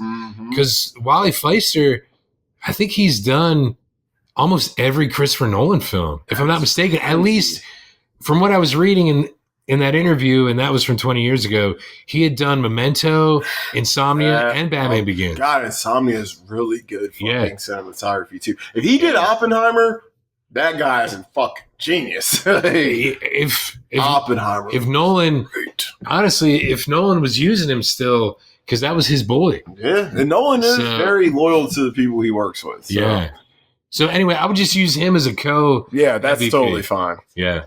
Peak season. No one. Okay. Bear with me here. Katie Holmes. That's the only argument. Yes. Because it's probably the highest grossing film she's ever been in. That. But goddamn, do you get a peak season when you're that bad though? Like, God, would Dawson's Creek be her peak season? I don't know. I'm just thinking. Just because it put her on the map. Maybe. Because that was like the first thing she ever did. Nothing for her career. No, that's true. It should have. It should. Oh my gosh, she should have blew up after this. The crazy thing is, what this movie did for her career was make us wish that Maggie Gyllenhaal would have been in the first one. Yes, I was like, God, I love Maggie Gyllenhaal. Love her. Oh, and she's a good director. Yeah, that's. You're right. Yeah, like I'm still sticking to no one. But if you want to give Katie Holmes a participation trophy, Yeah. She maybe just for being there. Just for being there. She was there. She showed up. Yeah. All right, best quotes. I got all the good ones right here. Yeah, and since I went over the film, I'll get the quotes because I got a lot. So I'm gonna start. That's fine. I'm gonna get my recast up a while. Bet. I don't need protection. Protection for them. That's how the guy sounded. That is how he sounded. I was like, very stereotypical Asian American sounded accent. Yeah. That does not considerate or fair. Make no mistake. Here you face death. Oh yeah. Oh yeah. Yeah. My anger outweighs my guilt. Training is nothing. Will is everything. Let's go, Bruce. We don't need to see this. I do. Oh yeah. When at the courthouse, when Joe Chill is shot, That's power you can't buy. That's the power of fear. This is a world you don't understand, and you always fear what you don't understand. Oh God, I love that. Tom Wilkinson, man. Dude. Yeah. Gotham's time has come, like Rome or Constantinople before it. Yes. It's a good thing I left everything to you then. Yeah. You can take the roles if you want. Take the roles if you want. The work offered by organized crime must have an attraction to the insane. Oh, yeah. Dr. Crane. Dr. Crane. Yeah. It's Wayne Enterprise. Mr. Earl, I'm sure they'll call back. Oh, yeah. Yeah. Bruce, you're supposed to be dead. Sorry to disappoint you. That woman, that secretary, she was Black Lightning's wife in the show Black Lightning. Never watched it. I want to borrow it. For spelunking? Oh, yeah. Don't turn around. Oh, yeah. Percy's Jim. Yeah. You're just one man. No, Number two. Yeah. Does it come in black? Yeah. Well, once you go black. In the meantime, try and avoid landing on your head. Oh, yeah. Yeah. Why bats, Mr. Wayne? Bats frighten me. Time my enemies share my dread. Yeah. That's a great scene, line. too. Yeah, because when he's doing the little pseudo-batarangs. Pseudo-batarang. It's like the origin of the batarang, essentially. It's more like a throwing star. It's like a ninja star more so there. Yeah. What the hell are you? I'm Batman. And I love the way he says it. Yes, he was smooth there. I was like, Batman. When I was watching that show, I was like, that's it. It's not like in The Flash when that girl like burps it. I'm Batman. Disgusting. I'm like, oh, you gotta stop it. Bats are nocturnal. Oh yeah, sleeping. Yeah, 3 p.m. is 3 pushing p.m. Even for a billion. Yeah. I'm not learning polo, Alfred. Yeah. Oh yeah, because you have to explain the bruises. Yeah. Yes, Yo, he was bruised up. His arm was fucked, bro. Yeah. That looks painful. Well, they're European. No, yeah. Yeah. I'm buying this hotel, and we're making some new rules about the pool area. Come on, Bruce. Come on. We have some more hotels to buy. Yeah. I didn't go into business with a guy without finding out his dirty secrets. Smart. Yeah. Would you like to see my mask? Well, he's not faking. Not that one. Yeah. I think you're trying to help, but I've been wrong before. You need to lighten up. Oh, yes. That scene is fucking nuts. That scene is fire. Yeah, it's literally fire. That scene is fire. Yes. At this point, they can't stop us, but the Batman has a thing for disruption. Oh, yes. That's it. Yes. Taste of your own medicine, Doctor. Dr. Crane isn't here right now, but if you'd like to make he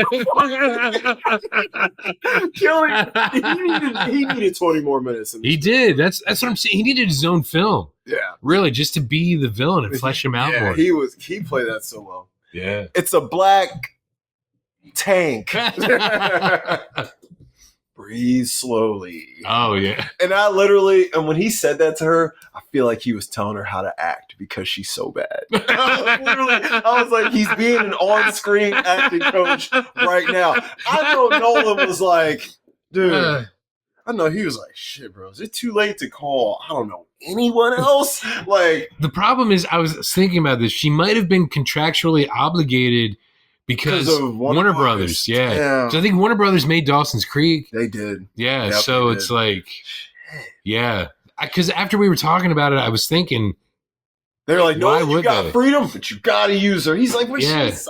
But then, like, I think I texted you, like, why did they just use Michelle Williams then? She would have been perfect, brilliant, and she's hotter. What do you call that? Damn good television. Oh, yeah.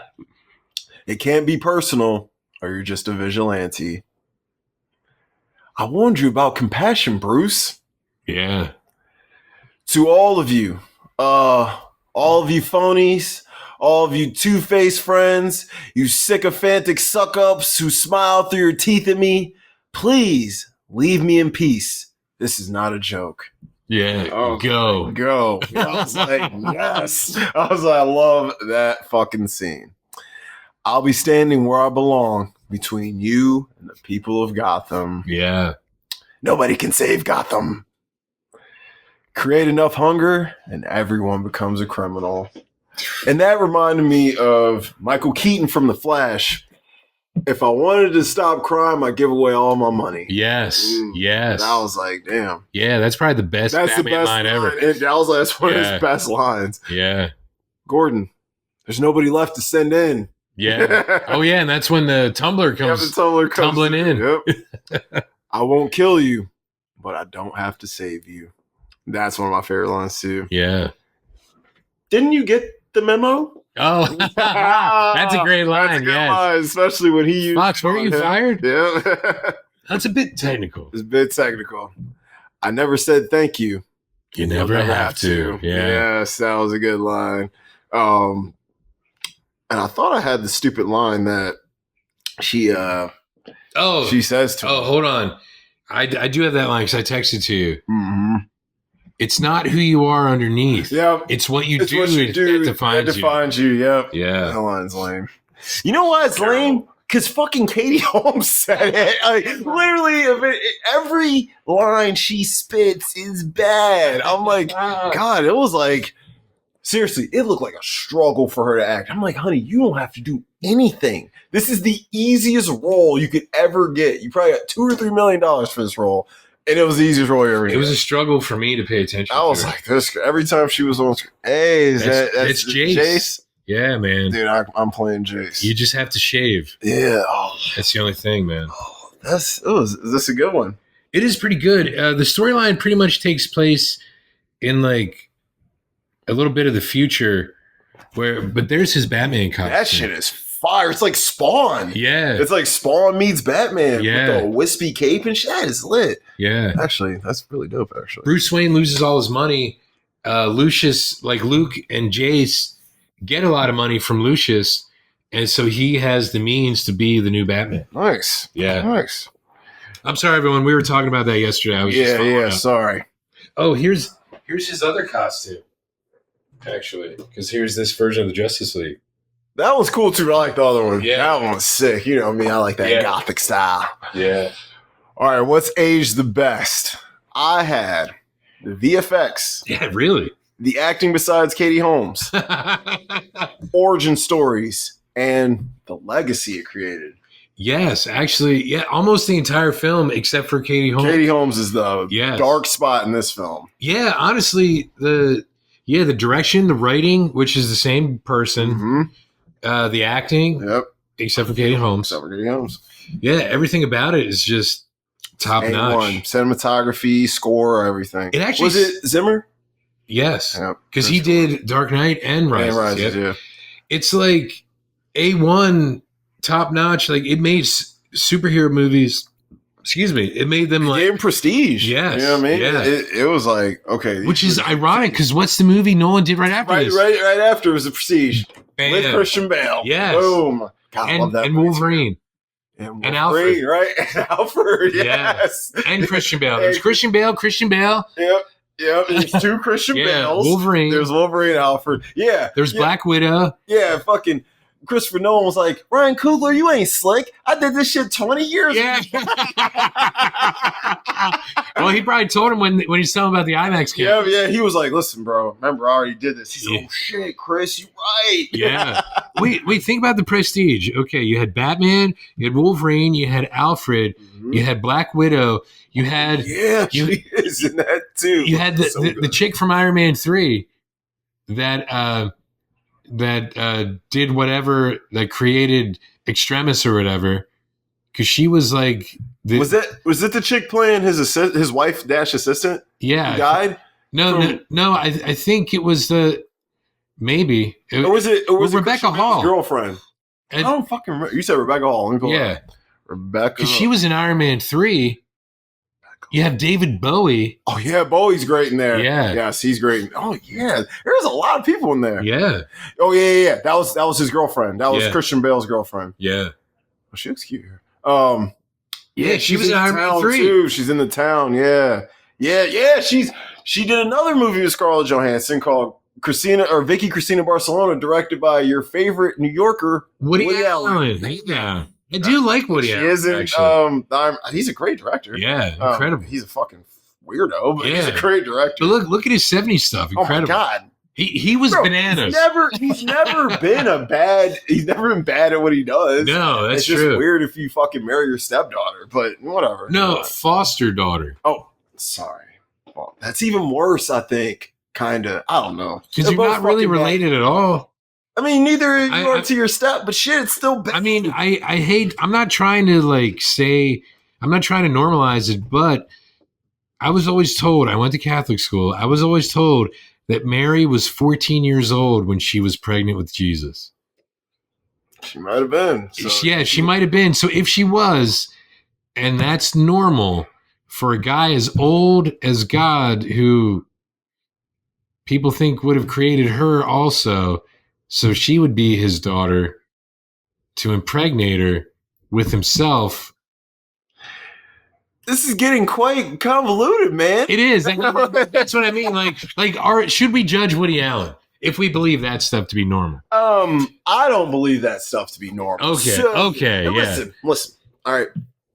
They've been together for what, 30 fucking years? Yeah, it's been a long time so now. Clearly they're in love. Clearly she's happy with him. Whatever. And apparently, but at the time, you were with fucking Mia Farrow. She's incredible. But the thing is, wasn't Mia Farrow still doing stuff with Frank Sinatra, her ex?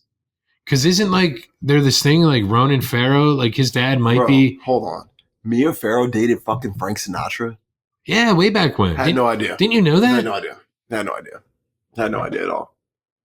I had no clue. Because apparently, Frank Sinatra might be Ronan Farrow's father. Maybe. So I don't know if there was something maybe Woody Allen raised him or something. I don't know.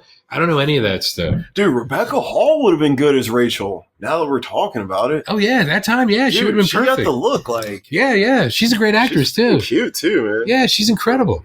Yeah, she would have been good. Didn't know that. Interesting. I'm sorry. All that just from the Prestige. Yeah. That just tells you how good the Prestige is. Yes. Nolan is a fucking genius. It's that simple. Yeah. All right, what's aged the worst? I had Katie Holmes and Gotham. Yeah. Gotham does not age well. I would never fucking live there. I wouldn't take a shit in Gotham. That place is the worst place on earth. Unless I'm Bruce Wayne, I'm not living there. It's the only way. What do you got? Aged the worst. Age worse, just Katie Holmes. Yeah. Her acting. Yep.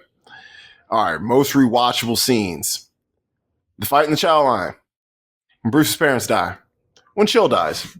When Bruce destroys the temple and kill fake Ra's al Ghul. When Bruce first stands with the bats. When they start getting the bat shit popping. Yeah. When Bruce first talks to Jim. Shipyard scene. When Bruce pulls up to the restaurant with the chicks in the Lambo. When Scarecrow reveals himself to Falcone. When Scarecrow burns Batman. When Batman hits Scarecrow with his own medicine. And then I had the entire third act. Yeah, the entire third act. It's too much to break down. It's all fire. Yeah. Yeah, all those scenes. Yeah, those are great. Yeah. Best characters. Bruce. Alfred. Lucius. You know, I think Ducard / Raz. Or Raz. Yeah. Yeah. So I have all of those in that order. plus one. Jim. Oh, yeah, Jim Gordon. That's right. So I think The Dark Knight Rises was probably his last movie. Wally Feister, The Dark Knight Rises. So he may have retired. He's in his 60s. Damn, he might have retired. Damn, I know he's like, shit, Nolan's still going hard. I should have fucking came back for a couple. So after Dark Knight Rises, he wouldn't have directed or shot anything for him. Wow, he really retired. It's been well over 10 years. Yeah. Yep. I think he did some TV stuff after that. That's light work. So I'll do some light work. Yeah. Sorry, I just wanted to check that out. No, you're good. I was interested. But I had all those in that order for best plus Jim. Yeah, I forgot about Gordon because the weird thing is, even though it's Gary Oldman, he's kind of a side character. Very side character. He's in like The Dark Knight and Rises way more. Yeah, especially in like Dark Knight. Yeah, and in Rises, he's in a hospital bed most of the time. Yeah, which is fucked up. But I'm like in Dark Knight, he in that. Yeah. Worst characters. You can probably guess Rachel. One. Yes. Rachel. Yep. Rachel. Katie Holmes as Rachel.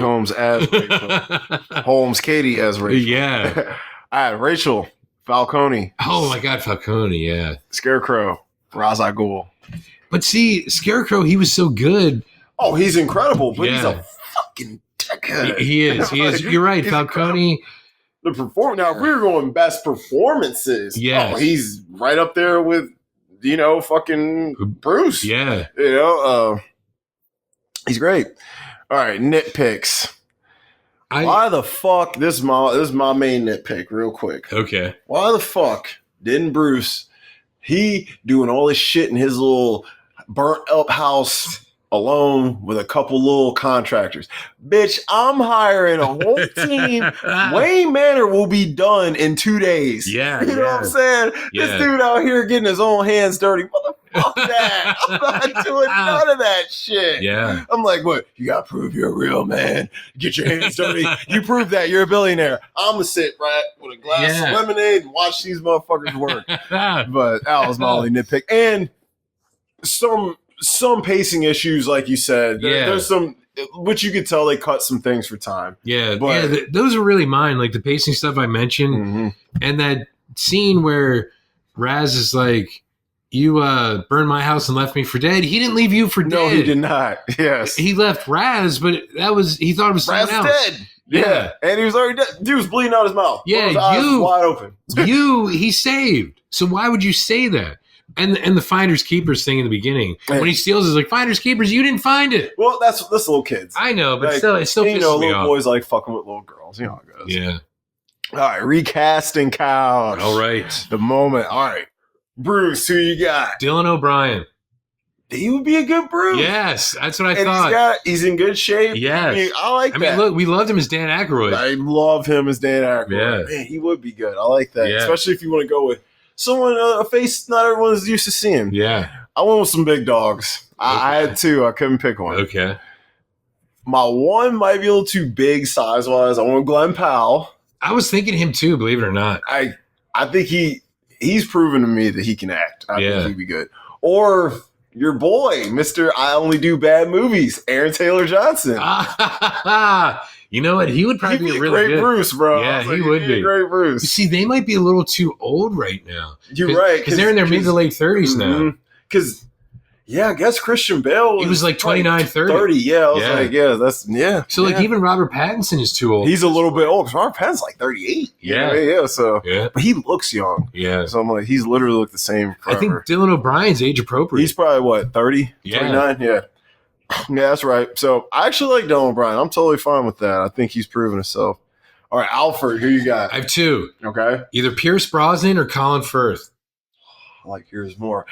I went the Lego Batman route. Oh, did you? Right, yeah. Oh my God. But I like Colin Firth. So did I. Once I thought about it, I was thinking of Pierce Brosnan because he's too good looking, I think, and too smooth. But Alfred is supposed to be like an British agent type of guy. So I'm like, Pierce Brosnan, that's why I was thinking, because he could bring that air of dignity to it too. I'm like, but Colin Firth was in Kingsman. He was, and Colin Firth feels more like a butler, and he would seem more like a father figure. Yes, and Pierce Brosnan, this guy's he might steal your girlfriend. You know what I'm saying? You're right. At 70, he would still do. He's like, Rachel's like, well, who's that? Yeah, you know what I'm saying? that's my butler. That's my butler. He's your buttles. butler. Oh, hell of a butler. You know what I'm saying? I was like, I know chicks my age are like, shit, he's fine. You know what I'm saying? I know some chicks that like him. He looked great in Black Adam. He looks great, bro. Oh, and in that new show, that new Guy Ritchie show on Paramount. Yeah, and he's in Black Bag, the new Soderbergh movie. Looking, bro, he looks the exact same, just gray. That's it. I'm like, he looks incredible. Terrible. All right. I like Colin Firth. Okay. Ra's al Ghul. I was thinking Jason Statham. That'd be fun for him. That's what I was thinking. But he's British. Is Liam Neeson British? Yes. Oh, shit. Statham. Is he too rugged looking, though? Because I feel like you need someone slightly a little more polished looking. Well, I was thinking, what about Pierce Brosnan? He could work. Is he too old, though? Well, he might be a little too old. Yeah. I was thinking Jason Statham just because of the physicality. And we give him a chance to do something different. How tall is Jason Statham? Probably not as tall as Liam Neeson. Because Christian Bale's like 6'1". Fine, Pete Davidson. I think you'll like who I got. Okay. I went with a villain, a different DC villain. Okay. Michael Shannon. God, I love it. Yeah.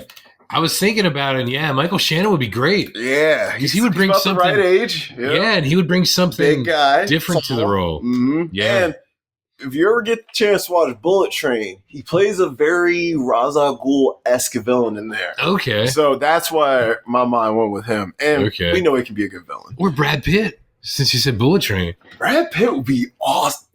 All right, I want Brad Pitt. Yeah. Because think about it. If you're looking at like a dude who is charismatic, and who can lead people and stuff.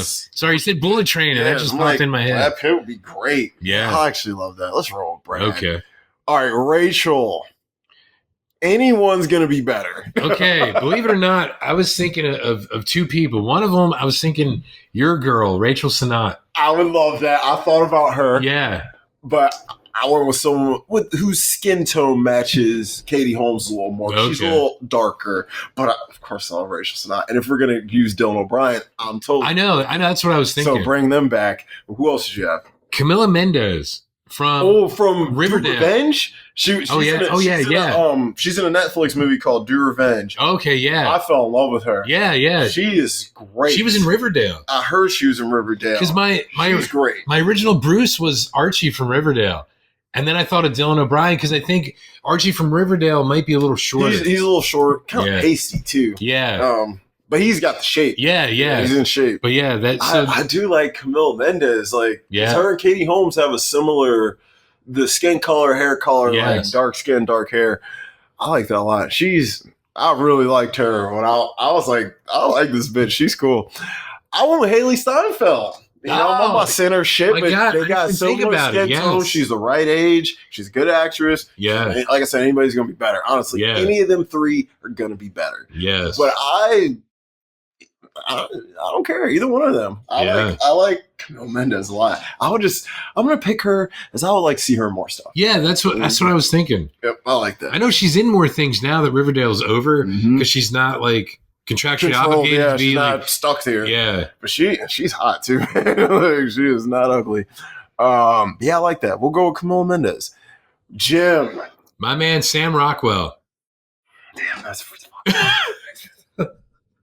perfect. I know. Him with the mustache. Yep, he's the right age. He even has a similar look to Gary. Yes, especially in that film. They have the similar shaped head, face structure, the way he wears his hair. Yeah. Shit. I told you, man. I think I have a really good recap. I think you fucking won this one, man. All right, for Jim, I have Pedro Pascal. You know what? Pedro Pascal is great, and he always has a mustache anyway. Yeah. I mean, he would work, but God damn it, Sam Rockwell is literally like, he is Gary Oldman now. Yes. Back then. Yes, He's about the same. Yeah. All right, you win there, too. Shit, you're killing it. Lucius, I went a lot out of the box here. Okay.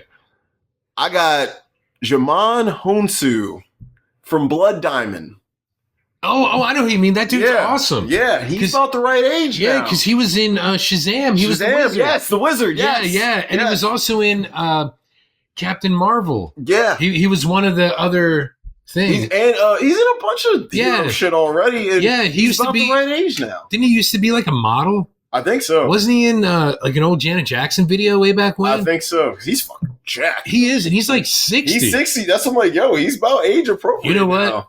He's actually perfect because I would love to see him because I've seen him do like serious stuff, action, funny stuff. Funny, yeah, he's actually incredible. Okay. Who you have? I had two. I had either Denzel Washington. Oh, he'd be fun, but is he too old? No, because think about it. Oh, yeah, Morgan Freeman's old as shit. Yeah, Morgan Freeman just turned 88. Yeah, I was like, yeah. Or Jamie Foxx. Oh, I really like that. But is he too young?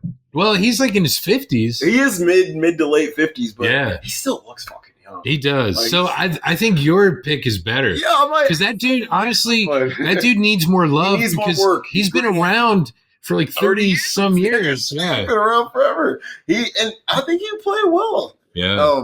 I do like Denzel for it though. He'd be fun. He'd be real fun. Scarecrow.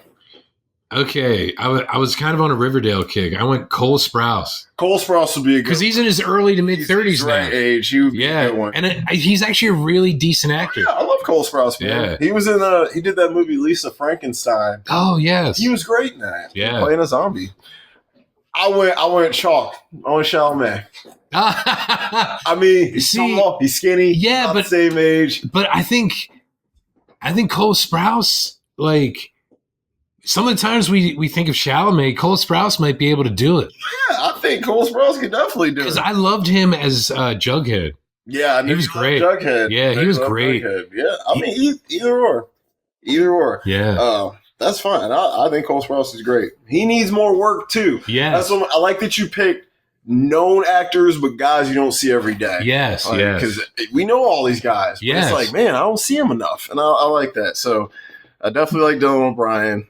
He definitely won with fucking Colin Firth. Ra's al Ghul will roll Brad Pitt.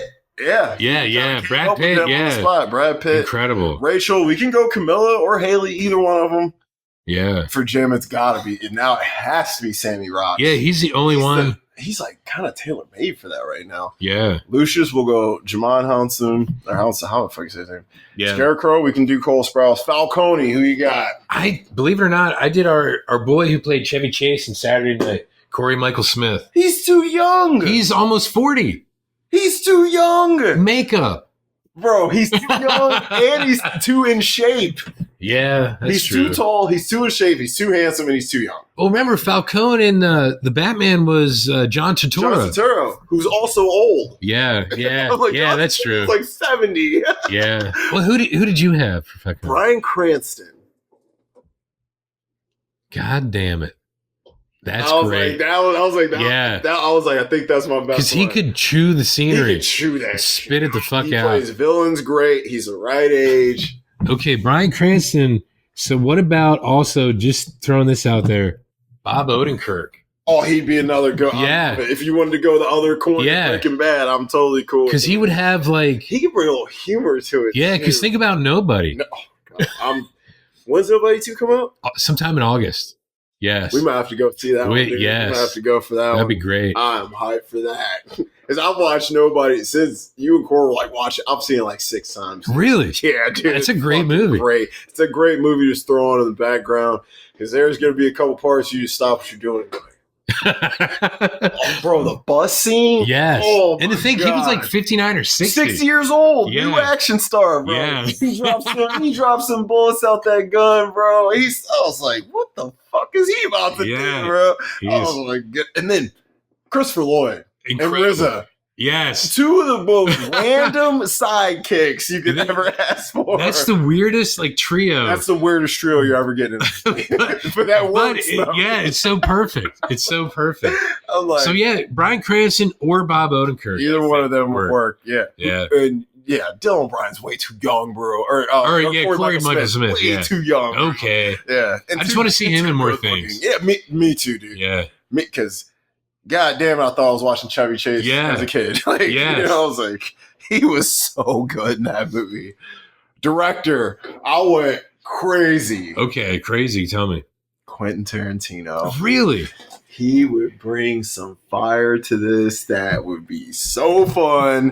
And he loves comic books. He does, yeah. And he is like, now that Warner and Marvel and these guys are making R-rated films. Yes.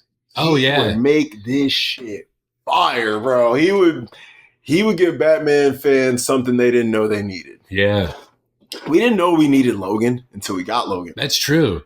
That's true. You're right. Wolverine was already great. Yeah. And then we got Logan. We're like, okay, I'm mad that he wasn't like this the whole time. Yes, exactly. Why did it take 17 years to get to this? Years to get there, yeah. So, who you got? Okay.